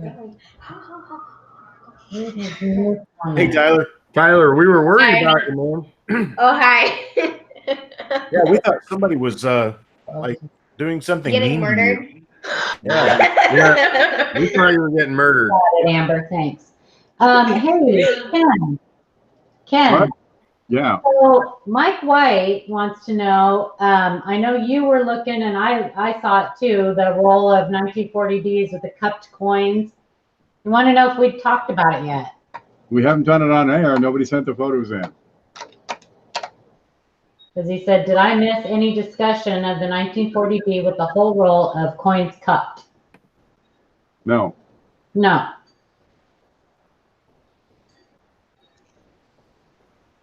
There you go. So this one, I got one from Cherie Spitfire. If not an OMM, can you explain the odd S mint mark looking like an 8? Deeply punched. Yeah, it's a very slight repunchment mark. It's not an OMM. Ken, you want to give the focus to Shay? I killed the screen and just came back into the Hangout, and I have lost the ability to control who does what. Uh-oh. Well, Can who's you- in control Can you then? Someone. click on his name? I've got Shay clicked right now, but I cannot give him the focus. As long as you click on everybody's name and they have the white box around them, then that's the same thing. I've got focus, and I went to Shay. There we go. You had the focus when I killed the screen. That's right. So now I basically got control by sharing whatever I see in the Hangout. You've got the remote control, baby. Yep. So this is not an OMM. The slight cut that you can see in the darkness at the very bottom left of the mint mark, that means that this is a very slight repunch mint mark. All of the other crud, for lack of a better word, that you see inside the round parts of the S are part of the punch itself. It has nothing to do with another repunch mint mark or an OMM or anything to that effect. This is the large S mint mark. There were 3 different mint mark styles for 1946 S. The large S mint mark style is the most common of all 3. Probably about 45-50% of all the coins minted had this mint mark style. And this is just a very well punched S mint mark that happens to show some of the shoulder or the lower recessed area of the mint mark punch. That's all it is. It is. Say hi to Paula really quick. Okay. Hi, Tyler Pot Pie. There you go. Hi, Tyler. Get to bed. It's a school night. That's right. Okay, you can go now. I'm so confused. Hi, Tyler Pot Pie. Paula says bye. Ken says bye. There's your mom.